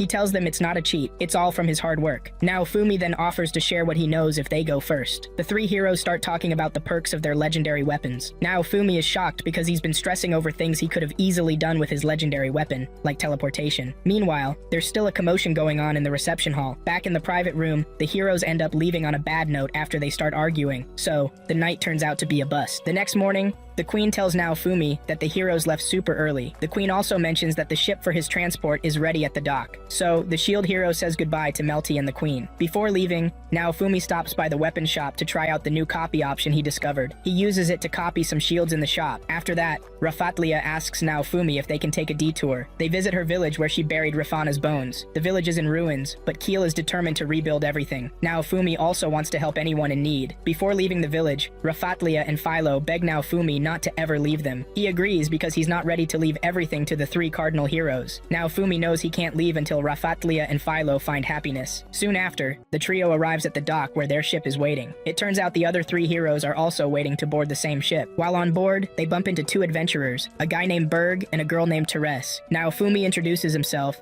but Berg isn't buying it. He straight up disses Naofumi, calling the shield hero a loser, but claims Naofumi is different. Berg suggests that Naofumi and his crew team up with his party. Naofumi then heads to the front of the ship where the three other heroes are. They're all feeling pretty queasy from seasickness. Just then, Therese and Berg show up at the front. Therese learns Naofumi is a skilled jeweler and wants him to make her an accessory, offering to pay for it. Naofumi promises to whip it up while he's leveling up. Before long, the ship reaches Kalmyra. Moments later, the governor of Kalmyra, Habenberg, arrives to welcome Naofumi and the rest. Kalmyra is a cluster of islands popular with tourists and adventurers. As they explore the island, they run into Berg and Therese again. Berg scolds Naofumi for leaving the ship without saying goodbye. Naofumi scans them to check their levels and stats, starting to think about teaming up since they seem battle-tested. After Berg and Therese leave, Naofumi tells his crew to follow him. They plan to grind some levels before the day ends. They find a spot to fight slimes, and even the weakest ones give them a good amount of XP. Suddenly, they stop gaining XP. It's at that moment that Itsuki and the other heroes show up, and they start bickering over who gets to farm XP in that spot. The trio arrives at a new spot. They just took down a monster and racked up a ton of XP in one go. Raftalia and Philo quickly realize their skills have outgrown their weapons. If they don't do something soon, their gear is gonna fall apart. Naofumi suggests hitting up a weapon shop to snag some new gear before they face the boss. For now, they make do with some weapons they picked up from the monsters they've defeated. That night, Naofumi shares his worries about the rage shield and curse spell he used last time. Just then, Berg and Therese pop out from the bushes. Berg mentions he was worried when Naofumi's fairy dude said he hadn't come back yet. He considers Naofumi a friend now, and doesn't want anything bad to happen to him. That night back in town, Naofumi, the other heroes, and their crew have a blast together. The next morning, Naofumi hands Therese the accessory she asked him to make. She admires the jewelry and pays him way more than he expected. She even wants to give him more, but Naofumi suggests they level up together as payment. They head to the island and start battling monsters. Naofumi notices that Berg and Therese are pretty high-level adventurers. Therese casts a spell on the new accessory Naofumi made for her, and uses it as a weapon. Naofumi and his crew are shocked by the chant Therese uses to activate the spell. They've never heard anything like it before, and it seems super powerful. The flames surround Naofumi but don't hurt him at all. In fact, it even lifts the curse weighing him down. After a day of grinding, both parties say their goodbyes and split up. Naofumi is already planning to ask Therese and Berg to join his party once they finish leveling up. Later, Philo comes to tell Naofumi she found something underwater. They dive in and enter the structure. There's breathable air inside. It's dark everywhere, but the crew gets a surprise when Raftalia lights the way. Turns out there's an hourglass in the structure too. This means the island could be attacked in the next wave, which is coming in 2 days. After making this discovery, Naofumi jumps back to the capital to fill the queen in on what he's found. The queen wastes no time and quickly gathers a big army to prepare for the wave. Soon enough, the countdown hits 0, and the waves start crashing in. Monsters begin pouring out from the portals. The soldiers jump right in and start battling the monsters. They toss barrels of strong wine into the sea to create some explosive distractions. Then, a massive sea monster shows up and starts causing trouble. Itsuki can't get a hit in unless they can lure it out of the water. Naofumi hops onto Philo's back and heads into the water to confront the beast. Naofumi manages to bait the monster out of the water, giving Itsuki and the other heroes a chance to land some serious hits. But even with all that firepower, the monster seems unfazed and ends up wrecking one of the ships. Raftalia steps up and fires a powerful harpoon, landing a solid hit on the monster. While the heroes focus on the big monster, the soldiers keep busy with the smaller ones. During the chaos, Melty almost gets swarmed by monsters, but Berg swoops in just in time to save her, and take out the monsters attacking her ship. Berg tells Naofumi to lure the monster out of the water again so he can strike. Naofumi pulls the monster out, and Berg jumps on it, delivering a killer blow. Philo and Therese join the fray, and together they manage to take the monster down. The queen is left amazed by their show of strength. After the monster gets taken down, the heroes are about to start scooping up the loot left behind, even though they didn't actually defeat the beast. Suddenly,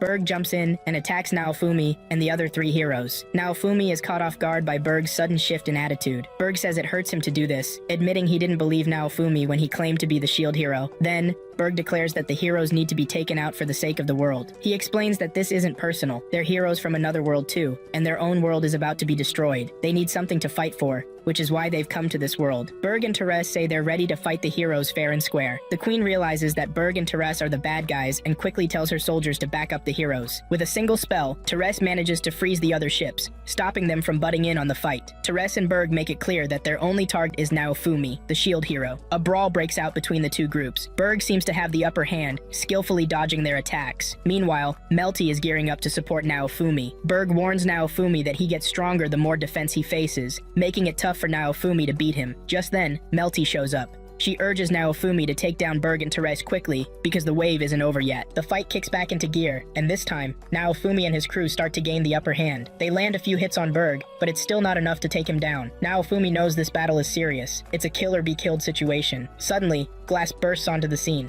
It turns out she's on their side. She throws different spells at Naofumi, but he blocks them all with his shield. Glass says she's impressed with how much stronger Naofumi has become, noting he was able to block her attacks without even using the Rage Shield. The fight is still on between the two groups. Naofumi notices that Glass is keeping her distance from the Soul Eater shield he transformed during the battle. His crew gets hit with a bunch of combos, but he manages to protect them with the shield prison. Tells his teammates to let him handle Glass while they take care of Berg and Therese. He instructs Melty, Philo, and Raftalia to focus on those two while he faces off against Glass. They move their fight to another ship. Glass is surprised that Naofumi trusts his crew enough to leave them to deal with Berg and Therese. She then reveals that she's also a hero from the same world as them. As the battle rages on, Naofumi uses the Soul Eater shield and figures out that it's not draining Glass's SP, but her life force. He tells her to throw in the towel because she's already lost. But Glass isn't ready to back down until one of them is dead. Naofumi hesitates to kill her, but she warns him that the world they're in will end if he doesn't. He has to take her out to protect the world, just like he always wanted. Naofumi gets a glimpse of the ongoing war in Glass's world. She needs to defeat him for her world to survive. He starts to wonder if he should really save a world that's been so cruel to him. Glass downs a potion that pumps her up and she fiercely slams Naofumi to the ground. Raftalia leaves her own fight to back him up, ready to do whatever it takes to save her master. Naofumi taps into his shield power, causing a massive explosion that overshadows Glass. When the smoke clears, he's shocked to see she can still take it. Frustrated, he's about to use the curse shield when he notices the queen and her troops coming to help. They start throwing barrels of wine at Glass and urge Naofumi to use it against her. He blows up the barrels on her, which weakens her significantly. Eventually, she admits defeat when she realizes she can't do anything more. Berg and Therese carry her away through the portals. As soon as they leave, the waves disappear too. With that, they've officially won the battle. After the battle, Naofumi and his crew decide to kick back and have some fun on the island before heading back to Melromark. Later, they bump into one of Itsuki's party members, Leisha. She's been accused of breaking one of Itsuki's accessories. She really stood out in the last battle, and maybe the other heroes didn't like her stealing the spotlight. Naofumi then offers her a chance to join his team until she clears her name. Leisha happily accepts. Not long after, the storm calms down, and it's time for them to head back to Melromark. On the way, Naofumi sails with the queen, who asks him what kind of reward he wants. He has something in mind. Once they arrive in Melromark,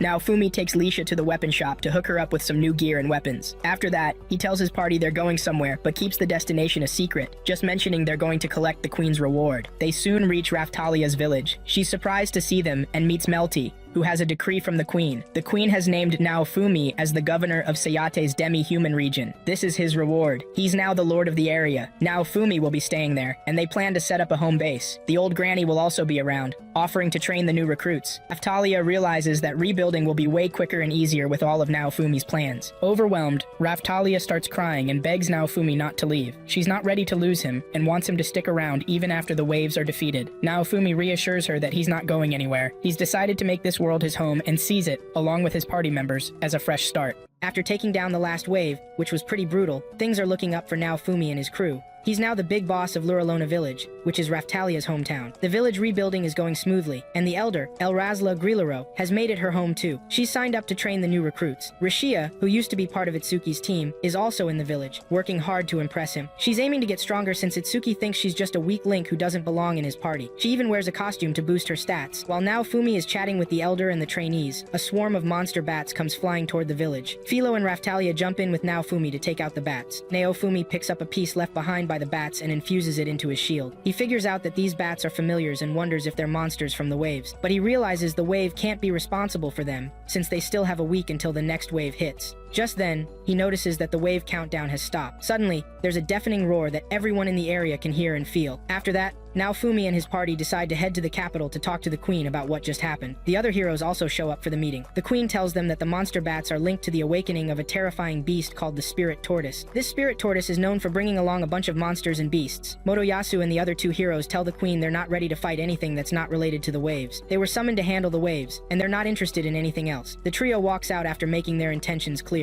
On their way out, Rishia spots Itsuki and asks to rejoin his party, but he shuts her down. He hasn't changed his mind about her and thinks she'll never be strong enough. Back in the meeting room, Naofumi tells the queen he's willing to help with the spirit tortoise issue. The tortoise is still far east, but is headed toward the capital, and since Naofumi's territories are in its path, they need to take it down before it gets close. The queen asks about Melty, and Naofumi reassures her that she's doing fine. She's in charge of keeping an eye on things happening in Naofumi's territory. Naofumi is relieved that the wave countdown has stopped. It gives him more time to focus on taking down the tortoise. He plans to figure out why the countdown stopped in the first place. After the meeting, Naofumi and his crew hit up the weapon shop to snag Rishia a weapon. The shop owner, Elhart, fills Naofumi in on the scoop that other nations are teaming up with Melromark to take on the tortoise. After that, they swing by the slave merchant. Raftalia talks Rishia into getting a slave crest like hers, saying it'll help her grow while serving under Naofumi. Rishia hesitates at first, but eventually agrees and gets the crest. Naofumi notices Rishia is really trying to win over Itsuki. He promises to train her more so she can get what she wants. On their way to the Tortoise Kingdom, they run into some refugees from there. This lets them know things are already going downhill. One night, the crew discovers that the cow tail on Philo's head is actually a communication device she can use to talk to Fitoria. Fitoria reminds Naofumi of her warning. She hasn't changed her mind about taking out the heroes if they don't work together. Rishia is shocked and immediately worries about Itsuki's safety. During their journey, they overhear a group chatting about the tortoise. A hooded guy tells his friends that 3 of the heroes are dead. As soon as Rishia hears this, she jumps out of the carriage and bolts toward the capital. Naofumi manages to stop her, telling her not to freak out over stuff she hasn't confirmed. Just then, a swarm of monster bats and yetis starts closing in on them. The shield hero and his crew jump into action to protect the civilians until they can safely get past the checkpoint. The monsters are overwhelming, and Naofumi has to unleash a powerful dark burning curse to wipe them out. The spell is so intense it leaves a massive crater in the ground. Naofumi is wiped out from using it. They're chatting when a woman in a black robe suddenly appears. Stu Itu. The woman asks the shield hero to kill her, and she vanishes right away. Later, generals from different nations gather for a meeting, with the Queen of Melromark and Naofumi present. They get reports that the tortoise has already wiped out one nation's capital, and is now chilling out for a few days. During the meeting, some leaders think they can take on the tortoise without the 4 heroes, but the affected nation warns them they don't stand a chance. They all need to team up to have a shot at defeating the beast.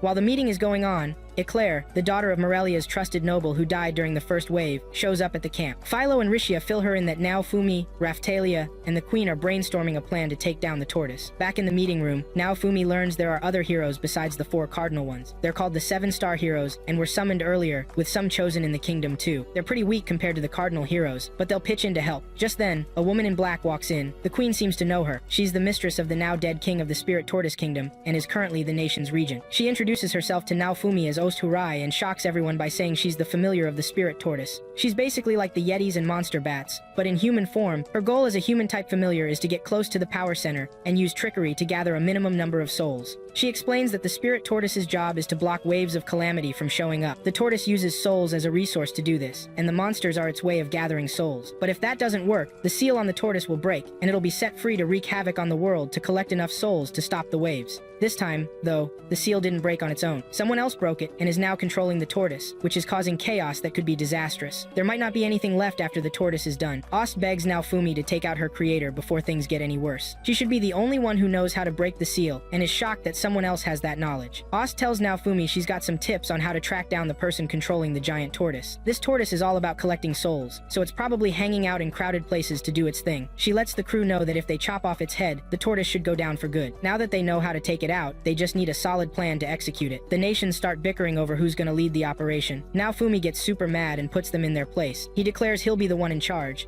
and there's nothing they can do about it. After the meeting, Ost goes to meet Naofumi's team. Eclair decides she's in for the fight too, ready to defend her land. That night, Raftalia approaches Naofumi, telling him to come up with a plan that the generals can't refuse something so appealing. They'll have no choice but to team up with him. Raftalia knows Naofumi is trying to save everyone, and she really appreciates that. The next day, Naofumi lays out his plan to the generals. Since the tortoise is targeting crowded areas, he wants them to mobilize in big numbers to grab its attention. Naofumi's plan is to take down a fortress and drop it on the tortoise to take it out of commission. Once it's down, they'll fire the multicaster weapon the Pope used at it. Rishia and Ost are tasked with hitting the library to find a way to defeat the monster while everything else is getting ready. Meanwhile, Naofumi will figure out how to chop off the tortoise's head. Soon after, the preparations kick off. That night, Naofumi and his crew gather around a fire to stay warm. While they're chilling, Ost quickly figures out that Rishia has a crush on Itsuki. That's why she's so eager for his approval. Just then, they hear the roar of the spirit tortoise, signaling that it's back in action. The next day, the military gathers up and starts moving toward the spirit tortoise. Eclair is leading the cavalry thanks to her teaching skills. As the soldiers head out,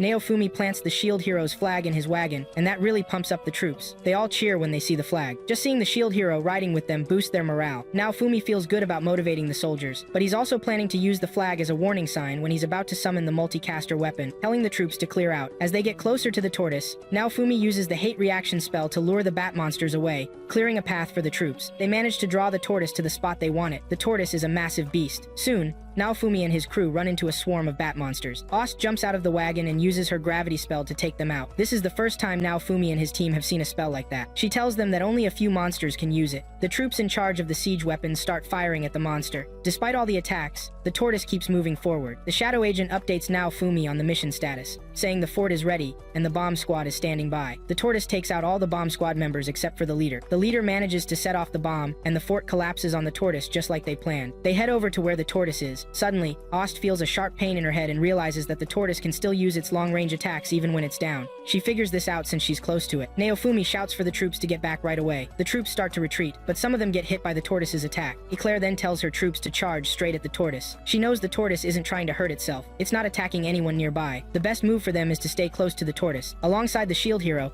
Eclair's troops charge at the tortoise. Naofumi signals that it's time to activate the multicaster magic. Just then, a mutated familiar pops up from the ground. Naofumi is still figuring out what to do when the troops arrive. They tell Naofumi and his crew not to sweat the familiar and just focus on taking down the tortoise. Ost provides a magical shield for the troops to protect them from the familiar. Naofumi and his team reach the tortoise just as it gets hit by the multicaster, creating a hole in its neck. Naofumi throws a powerful shield into the exposed area. Ost casts a spell to make the shield bigger and help it penetrate the tortoise's skin better. Philo and Raftalia go after the tortoise and deliver the final blow, cutting off its head. Cheers of victory ring out among the troops when the tortoise falls. But Naofumi and his crew feel sad that Ost is gone, now that the tortoise is defeated. Rishia is already in tears because she got close to Ost. Just then, they look back and see Ost staring at them. She tells them it looks like the spirit tortoise hasn't been defeated yet. That's the only logical reason she's still alive. Rishia shares with the group why she loves Itsuki. She explains that she was born into a poor, noble family, but the people in her area were really nice to her and her parents. Everything was going smoothly until one day when a noble from another town came by, slapped heavy taxes on her family, and they couldn't pay up. This nasty noble decided to take Rishia as payment and locked her up. But then, Itsuki showed up and rescued her. He stood up to the evil noble and helped her parents too. Rishia says this is why she wants to repay Itsuki for what he did. She wants to do something that the bow hero will appreciate. After sharing her story, Naofumi arrives to let everyone know they'll be heading out the next day to the back of the tortoise. The next day, the team sets off for their next mission. They're going to the tortoise's body, which is said to have the power to come back to life even after its head is chopped off. They soon reach the tortoise. As they walk, they pass some soldiers who greet Ost warmly. Ost is confused about why they're being so nice to her, considering her role is to steal souls. Philo and the other girls explain that the soldiers are grateful for her saving their lives. They know she's just doing her job, and nobody holds that against her.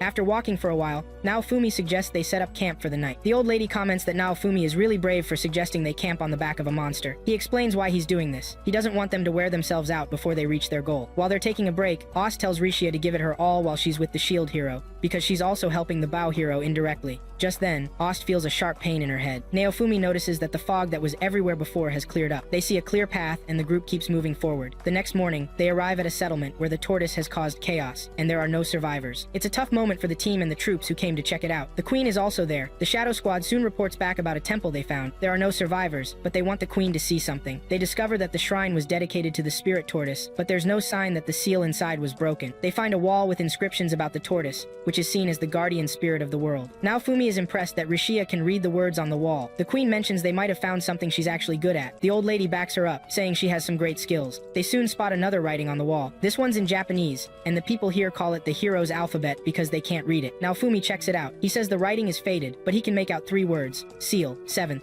and shatter. Boss says she can read it too and seems to have figured something out from it. Just then, the building starts to collapse, and they quickly run out before they get trapped. Boss tells the team she now has an idea on how to take down the tortoise. They need to go inside its body and destroy the heart. There's a path inside the temple that will lead them to its heart. Once they destroy the heart, everything will be over. Now Fumi then calls out those who will follow him from the group. He picks Philo, Raftalia, Ost, and Rishia. They're to go with him into the temple while the others handle the troops. As they go deeper into the tortoise's body, they run into some adventurers. The adventurers say the queen sent them to check things out. Now Fumi senses something's off. Raftalia casts a spell to figure out who the adventurers are. They're shocked to find out that the 3 adventurers are none other than Berg, Therese, and Glass. Vost is having a moment of clarity. She's trying to figure out why she cares about the soldiers and the people in the area. As the tortoise is familiar, she's supposed to just go with the flow, without feeling any guilt. It's weird for her to be feeling any emotions at all. When she snaps back to reality, she realizes they've just learned about Therese, Berg, and Glass. Now Fumi tells Ost and Rishia that these 3 are heroes from another world, and they're set on taking down the 4 cardinal heroes. Berg surprises now Fumi by saying they're not there to fight. Instead, they're actually there to battle the tortoise and take down the person controlling it. It turns out the one who broke the seal comes from the same world as Berg and the others. This mystery person wants the tortoise's power for themselves, just for their own gain. That's why Berg and his crew decided to step in. They might have plans to take out the 4 cardinal heroes, but the culprit doesn't care about one world over another. They just want to stir up trouble. Berg suggests teaming up to take down the beast and the culprit, but now Fumi isn't having it. He says he's not ready to join forces with people he'll eventually have to kill. He doesn't care what they do as long as they go their own way. Berg and his party don't push it any further and just leave now Fumi and his crew. Outside, the queen has filled the generals in on the shield heroes' plan. They need to gear up and stop the tortoise from moving forward, while now Fumi and his group figure out how to destroy its heart and put an end to the beast for good. The tortoise is already healing way too fast. As they keep going inside the tortoise, Oz starts to remember a lot, and she's the one guiding them in the right direction. They soon find a spot with a blue hourglass inside, which looks totally different from regular hourglasses. Ost explains that this hourglass shows how many souls the tortoise has collected. Once it's full, the tortoise will create a barrier to protect the world from the waves. Meanwhile, Berg and his crew have reached the tortoise's heart and are gearing up to destroy it. They want to take out the heart to free the guardian beast from the monster tortoise's control. As they keep moving through the tortoise's body, Ost is weighed down by guilt over everything she's had to do. She can't shake the smiles of the soldiers she's hurt. It tears her up knowing she's taken so many smiles away. Rapatalia and Rishia comfort her, telling her not to stress because she's just doing her job. They soon arrive at a place that seems to lead to the beast's mouth. Ost uses her powers to create a new path, saying it leads to the heart of the tortoise. When they reach the turtle's heart, they find the person controlling the tortoise. He introduces himself as Kyo, the wielder of the book's vassal weapon. Ost attacks, but her hits don't land because they aren't facing his real body. Kyo tells Naofumi and his team he knows Berg and his crew are looking for him. He set up multiple fake hearts around the tortoise's body to distract them and waste their time. Naofumi quickly demands Kyo return control of the tortoise and give back the souls he's taken. Kyo just laughs and isn't interested in cooperating. Ost warns him that the people of this world will fight back and won't let him have his way. Not wanting to argue anymore, Kyo disappears. Once he's gone, the heart's self-defense system activates and attacks Naofumi and his team. Philo goes after the heart, which affects Ost. She tells them not to worry about her and to keep attacking the heart. Rafatalia joins Philo, and they unleash a flurry of attacks on the heart, slicing it in two. At the same time, Ost passes out, and Rishia starts crying. Just then,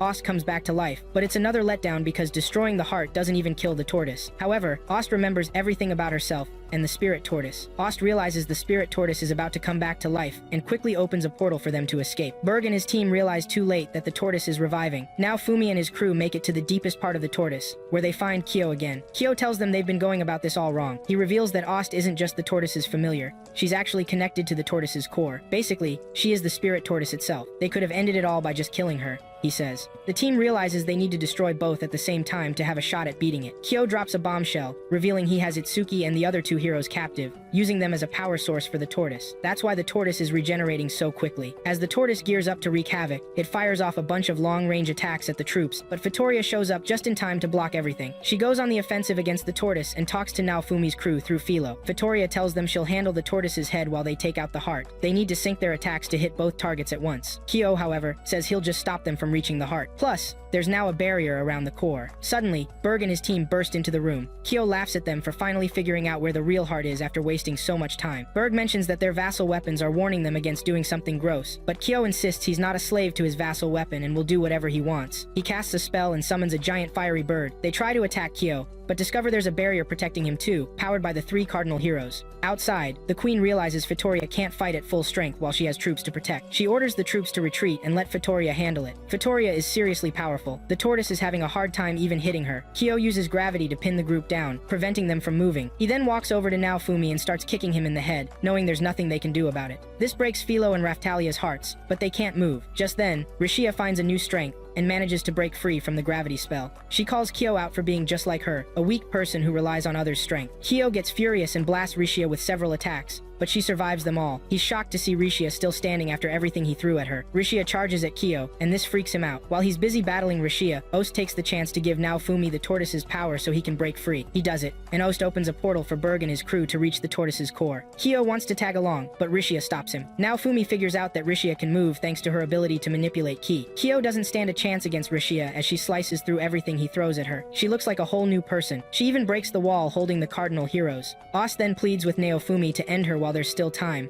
Outside, the queen fires up the multicaster weapon to attack the tortoise. Vittoria uses this moment to take out the head. At the same time, Berg and his team manage to smash the barrier around the core. They think it's all over until Kyo reveals he has a backup plan. He's now using the soul's power to protect the core. Just then, Naofumi tries to activate the rage shield, but realizes he doesn't have any hate for Kyo. They think it's done for until Ost activates the power she put inside the shield earlier. A bright light bursts from the shield, creating a powerful blast that slices through the core like butter. The light is so bright that everyone in the area can see it. Kyo tells them he's already achieved his goal. He has a glass vial where he's been keeping the stolen souls. He creates a portal and makes a run for it before anyone can catch him. Ost is now on the ground, life fading from her body. She tells Naofumi not to use the rage shield again. Berg and his crew then jump through the same portal Kyo used to escape. Naofumi tries to follow, but finds out he can't. The cardinal heroes don't have the authority to invade another world. Ost then gives Naofumi what he needs to bypass the restriction. Now he and his friends can invade another world under certain conditions. Naofumi and his team leap into the portal before it closes to join Berg and his group. As they leave,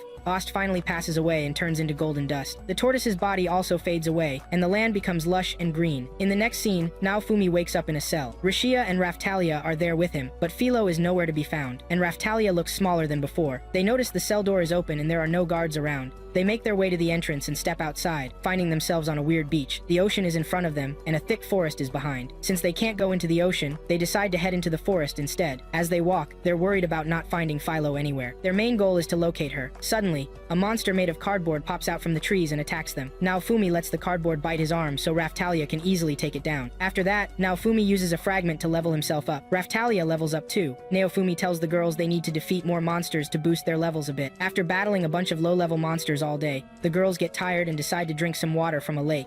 While they're doing that, a kappa jumps out of the water. Naofumi jumps in front of the monster to protect the girls. He takes a beating from it, but he's okay with that since the girls' levels are still low, and he doesn't want to put them in danger. Just when the monster is about to take out Raphtalia, a mysterious helper shows up to save them. She casts a spell and takes down the monster. She introduces herself as Kizuna, one of the cardinal heroes, and her title is the Hunting Hero. They're both shocked to learn they're both cardinal heroes, but have never heard of each other's titles before. She tells them to follow her so she can help with their wounds and take care of them. Kizuna brings them back to her place, which is the same cell they woke up in. Apparently, she's the one who found them when they landed in this world and took care of them. She reveals that she's been separated from her teammates since she got kidnapped by an enemy country and locked up. Naofumi asks if she knows about the waves, but she says she doesn't. She says she was brought into this world for a different reason. Naofumi is taken aback because Berg and the others know about the waves. Kizuna perks up when Naofumi mentions Berg and Glass. She rushes over to him and says that Glass is her best friend. Naofumi starts to have doubts about Kizuna when he hears she's friends with Glass, whom he sees as a monster. Kizuna invites the trio to join her for a meal. Naofumi hesitates to eat the food she offers. Kizuna reminds him that she saved his life, so she wouldn't harm him. Then she pulls out her cardinal weapon and attacks Naofumi with it. She cuts his neck, but he doesn't feel any pain. She explains that her weapon can attack, but can't actually hurt anyone. This gives Naofumi and his crew a bit of trust to eat Kizuna's food. She provides raw ingredients, and Naofumi ends up cooking them. Raphtalia is going to eat more since she's still growing. Naofumi shares their plans to leave, but Kizuna tells them they can't. They're in prison, the Infinite Labyrinth, which is a temporal prison. Once you're in, you can never get out. She lost track of time after the first few years but hasn't given up because she's still looking for a way out. She promises to show them around when morning comes and assures them there are no monsters that can get in. The next day, Kizuna takes the trio to a building on the island. She's cleared it of monsters before and thinks it might have a way out, but she hasn't found it yet. She shows them a portal that looks like it could lead off the island, but it's blocked. Naofumi suggests that while it might not be an exit, it's definitely a glitch. Kizuna then hands Naofumi the seed he asked her to make. He uses his power to boost the seed's growth, and it expands rapidly, breaking through the glitch. Naofumi and his party, including Kizuna, quickly jump into the glitch. They soon find themselves in a different location, and Kizuna recognizes it as the world where she was summoned. She hugs Naofumi and thanks him for the help, then hugs Rapatalia and Rishia too. She expresses her joy at no longer being alone. The group heads deeper into the countryside. Kizuna realizes there's a countdown to the waves, which are just 10 days away. She reveals they're in the country that locked her up, and they need to bail before they get caught again. Their plan is to head to the country that summoned Kizuna, called Sikul. Kizuna mentions she has a teleportation ability, but she needs a special tool to use it, the Dragon Hourglass. Naofumi is shocked to learn they can actually use the hourglass for that in this world. They'll have to make their way to the church that has the device while dodging any trouble. Kizuna says it'll take them 3 days to reach the hourglass, and they can level up and grab supplies along the way. When they reach a village, Kizuna fills Naofumi in on the different races in the country. There are elves, demi-humans like Raftalia, and spirit people. Glass is one of the spirit people, which explains her crazy power, but their healing is natural, so magic and healing items don't work on them. Naofumi figures out why his Soul Eater shield hits harder against glass. Plus, the area feels more like a Japanese setting with its clothing and culture. They need a spot to rest and grab a bite. Kizuna offers to sell some drop items she doesn't need to cover their costs. That night, Naofumi tells the group he has soul-soothing potions that help recover SP, which the spirit people will definitely want. They plan to get on that the next day. The next day, Naofumi and his crew put on masks and set up in a public spot to promote their potions. It doesn't take long before spirit people swarm in and buy everything up. They can't keep up with the demand and promise to bring more the next day. The following day, they switch to an auction style to rake in even more cash while selling the potions. Everyone wants them, and they keep raising the price until the highest bidder wins. They manage to gather a ton of funds, enough to snag new weapons and armor. They get themselves a pass and head to the capital. They arrive at the capital and see a crowd gathered outside a building. They start to worry that the authorities have caught wind of Kizuna escaping from prison. They ask someone in the crowd what's going on. The person tells them that a genius mage from another country has figured out how regular folks can use the hourglass. The heroes were the only ones who could use it before, but now this mage has found a way for everyone else to use it. The crowd is there for a demonstration. Naofumi suspects that this genius mage is none other than Kyo. They're taken aback when someone who isn't Kyo steps out of the building. The crowd calls him Kazuki. From his attitude, Naofumi can tell that Kazuki is just as nasty as Kyo. The group decides to find an inn for the night. The girls have some fun playing in the snow before heading to their room. They have 6 days before the waves hit. Naofumi says they need to track down Philo and take down Kyo before then. They can't afford to waste any time. Plus, Rafatlia and Rishia aren't back to their usual strength. Naofumi is also stuck using a sword that's only good for defense. Kizuna's vassal weapon can't harm humans. It seems like they're dealing with a bunch of different problems. With no time to lose, the group plans to head to the hourglass that night. That night, they make their way to the hourglass. When they get there, they find nothing. Before they know it, they're surrounded by guards. It looks like they've walked into a trap. They manage to fight through the guards and escape. Kizuna says the hourglass is in the center of the mansion, so that's where they need to go. They start searching the compound and finally locate the hourglass. But Kazuki and his crew are already there. Naofumi and his friends find themselves surrounded by guards. Kazuki reveals he's working for Kyo and has been tasked with capturing them, dead or alive. Naofumi uses his shield to take out the guards and tells Kizuna to head for the hourglass. Kizuna reaches the hourglass and activates it. The effects hit all of them at once. Suddenly, it disappears from Raftalia, and they hear Kyo's voice laughing at them. He tells them that once the teleportation spell is activated, it can't be stopped. Kyo reveals he's taking Raftalia to his lab for some science. Naofumi, Rishia, and Kizuna leave while Raftalia is left behind. Stu and I and the trio finally makes it to the other side, which is Sikul, but Naofumi is fuming because they had to leave Raftalia behind. He wants Kizuna to take them back, but she finds out that the device has been shut down from the other end. She tells Naofumi to chill out. She knows someone who can help them. Just then, 2 guys who know Kizuna show up, surprised to see her back. She tells them to get her someone named Ethnobal. Meanwhile, Philo is being messed with by a slave trader. Kizuna starts chatting with the priests about how she got locked up by their neighboring nation. They see it as a sign of hostility that needs to be reported ASAP. Kizuna spills the beans that Naofumi helped her escape the labyrinth. She mentions that Naofumi is also a cardinal hero from another world. As soon as she says this, the priest calls for the guards, freaked out that Naofumi might come to wreck their world. Kizuna insists Naofumi can't do do that because he's actually the one who helped her escape. Naofumi is not ready to hear the nonsense they're talking. He's still boiling with anger. He starts to leave,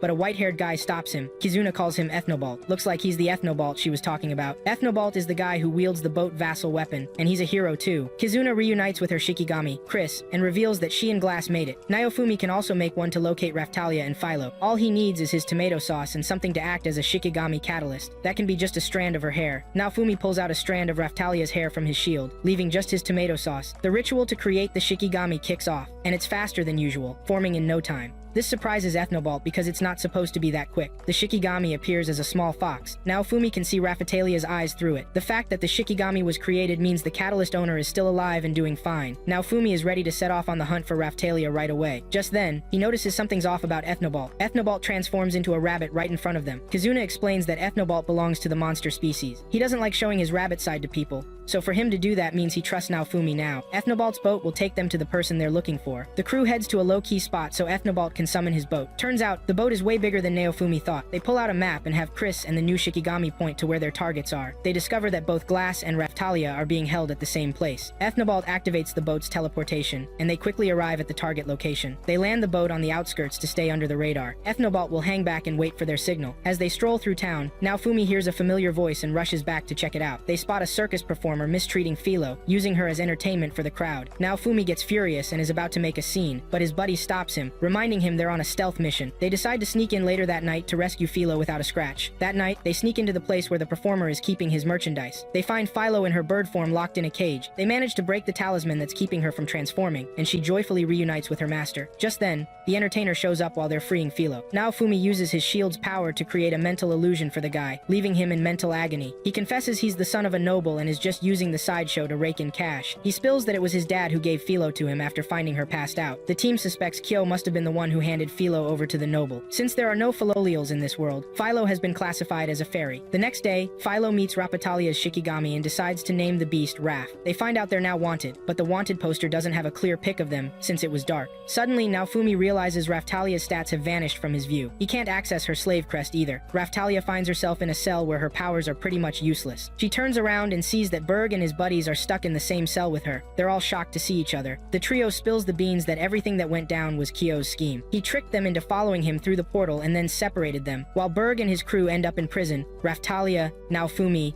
and Rishia are thrown into the labyrinth. They decide to team up to escape Kyo. Glass is furious when she learns her friend has been trapped in the labyrinth this whole time. She thanks Raphtalia for saving Kizuna and promises to help get her back to Naofumi too. Berg explains that the prison they're in is called the Prison of Exhaustion. It constantly drains their powers, thanks to the talisman the guards wear. But they still have their weapons because you can't take them away from the wielder. This rule applies to the cardinal weapons too. Raphtalia asks if they can still use their abilities even if they're weakened, and the trio says yes. Raphtalia then uses her illusion magic to trick the guards into thinking they've escaped. When the guards enter the room, they grab the talisman from one of them and seize the chance to make a break for it before getting caught. Naofumi can't wait to be reunited with his master. The group decides to level up Raphtalia before they meet up with Naofumi. They find a jewel to sell and buy food to keep their energy up. After that, they head to the forest for some training. Raphtalia grows a bit during their sessions, and with her getting bigger, Glass offers to make her a new kimono. That night, Therese and Berg keep watch while Glass works on Raphtalia's new kimono. They know half the town will be searching for them, so they need to stay on high alert. The next morning, Berg and the others discover that a new hero is about to emerge in their world. This hero will wield the katana vassal weapon, and they're on the lookout for the right person to take on that role. Glass mentions that the arrival of a hero could shift the military balance between nations. Berg wants to check out the installation ceremony to see who gets chosen as the rightful wielder of the weapon. When they arrive at the event, Berg tells Raphtalia that the weapon picks its own wielder. Lots of adventurers have tried to use it but couldn't. The next person called up is Kazuki, and Raphtalia is stunned to see him step forward. But as soon as Kazuki touches the weapon, it vanishes from his grip. Suddenly, Raphtalia finds herself holding the katana, and she's in total shock. She tries to get rid of it, but it's stuck with her now. Once you have a vassal weapon, you can't lose it. She bolts before the guards can catch her and realizes her slave crest is gone. Out of nowhere, she gains body mass and reaches her adult form as a demi-human. Raphtalia keeps running,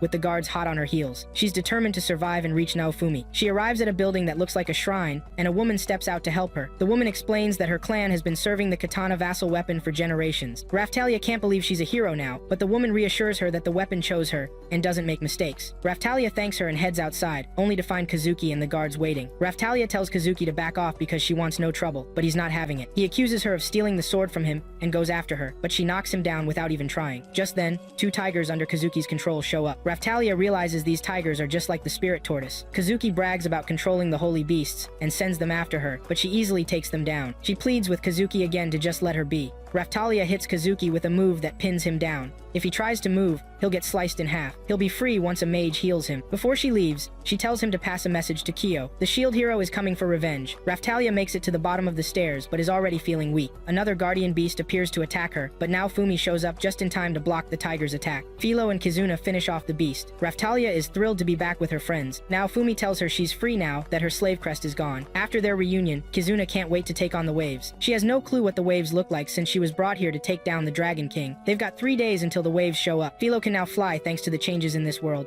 but she's lost most of her fighting skills. Meanwhile, Kazuki makes a move when he shouldn't have, and gets sliced in half. One of Kyo's goons asks if he can take out the shield and katana heroes. Now Fumi and the crew send a message to Ethnobalt to come pick them up. The 3 vassal heroes reunite with them, and Glass is super excited to see Kizuna. Kizuna gets mad when she finds out her friends traveled to Naofumi's world to try and take them out. She sees her friends as the bad guys here. While she's venting, Berg gets called away. Naofumi and his team learn that Berg is the king of Sikul. Kizuna keeps going, telling her friends she'll find a way to save both their world and Naofumi's. She insists it's wrong for them to plan on destroying Naofumi's world, and reassures Naofumi that she wants to help him beat Kyo. Meanwhile, Kyo has taken Kazuki's body to his lab, promising Kazuki's crew that he can bring him back to life. He's tossed Kazuki into a tube filled with some kind of fluid. The next day, the team heads out to gear up for their showdown with Kyo. They stop by a weapon shop where the owner, Romina, is shocked to see Kizuna after all these years. Kizuna cuts to the chase, explaining why they're there. She wants the best gear Romina can hook them up with. Kizuna shows her the equipment they need, and insists they need it all done by the next morning. Just then, they hear a ruckus outside. When they check it out, they run into Kyo's associate, Yomogi. She's there to take them out for Kyo. They're surprised she's come alone to face them. She attacks, but they don't take her seriously until they realize she's actually strong. Her sword looks super powerful with how it moves and the damage it deals. Berg and his buddy jump in to help,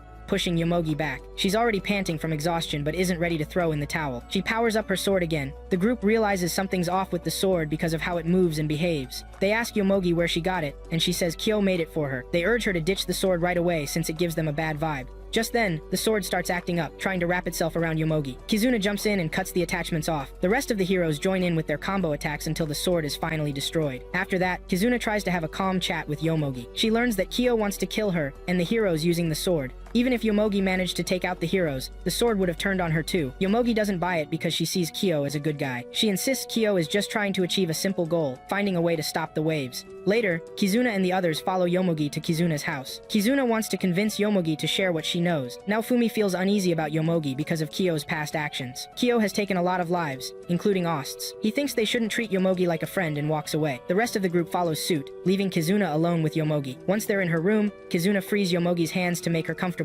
Yomogi relaxes and starts chatting easily with Kizuna. She reveals that Kyo was her childhood friend. He was always a bit of a loner and didn't talk much. A genius from a young age, he spent all his time reading about the waves and other stuff. He's always wanted to find a way to stop the waves. Yomogi then tells Kizuna she's ready to fight alongside them if they have a real plan to stop Kyo. Kizuna reassures her that they just want to defeat him to talk, not to kill him. The next day, Naofumi and his crew head to the weapon shop to pick up their gear. While they're there, they notice the wave countdown suddenly hits 0, and the waves show up out of nowhere. While the team is still trying to figure things out, Ethnobalt shows up with his boat and tells everyone to hop in. Yomogi then spills the beans that the waves are all Kyo's fault. He used the power he snagged from the spirit tortoise to call up those waves. She thought Kyo was trying to help, but now she feels like a total fool and is ready to team up with everyone to take Kyo down. Naofumi tells Yomogi to take him to Kyo so he can handle him. Once they get into the lab, they run into humans who've been fused with copies of guardian beasts. They've turned into chimeras. These chimeras are Kazuki's crew, and they're there to take down Naofumi and his friends because of what happened to Kazuki. The chimeras charge at the group, but Raftalia slices them down in one go. A chain reaction kicks off with the swords, and Naofumi realizes they're about to blow up. He quickly creates several layers of shields to protect himself and his friends. The swords explode, but Naofumi and his crew are safe. Just then, Kyo shows up with Kazuki. They quickly figure out that this isn't the real Kazuki. Kyo has taken someone else's soul and shoved it into Kazuki's dead body. The soul inside Kazuki belongs to the mirror hero. Kyo leaves the mirror hero to deal with the group. Raftalia tells Naofumi to let them handle the zombie while he goes after Kyo.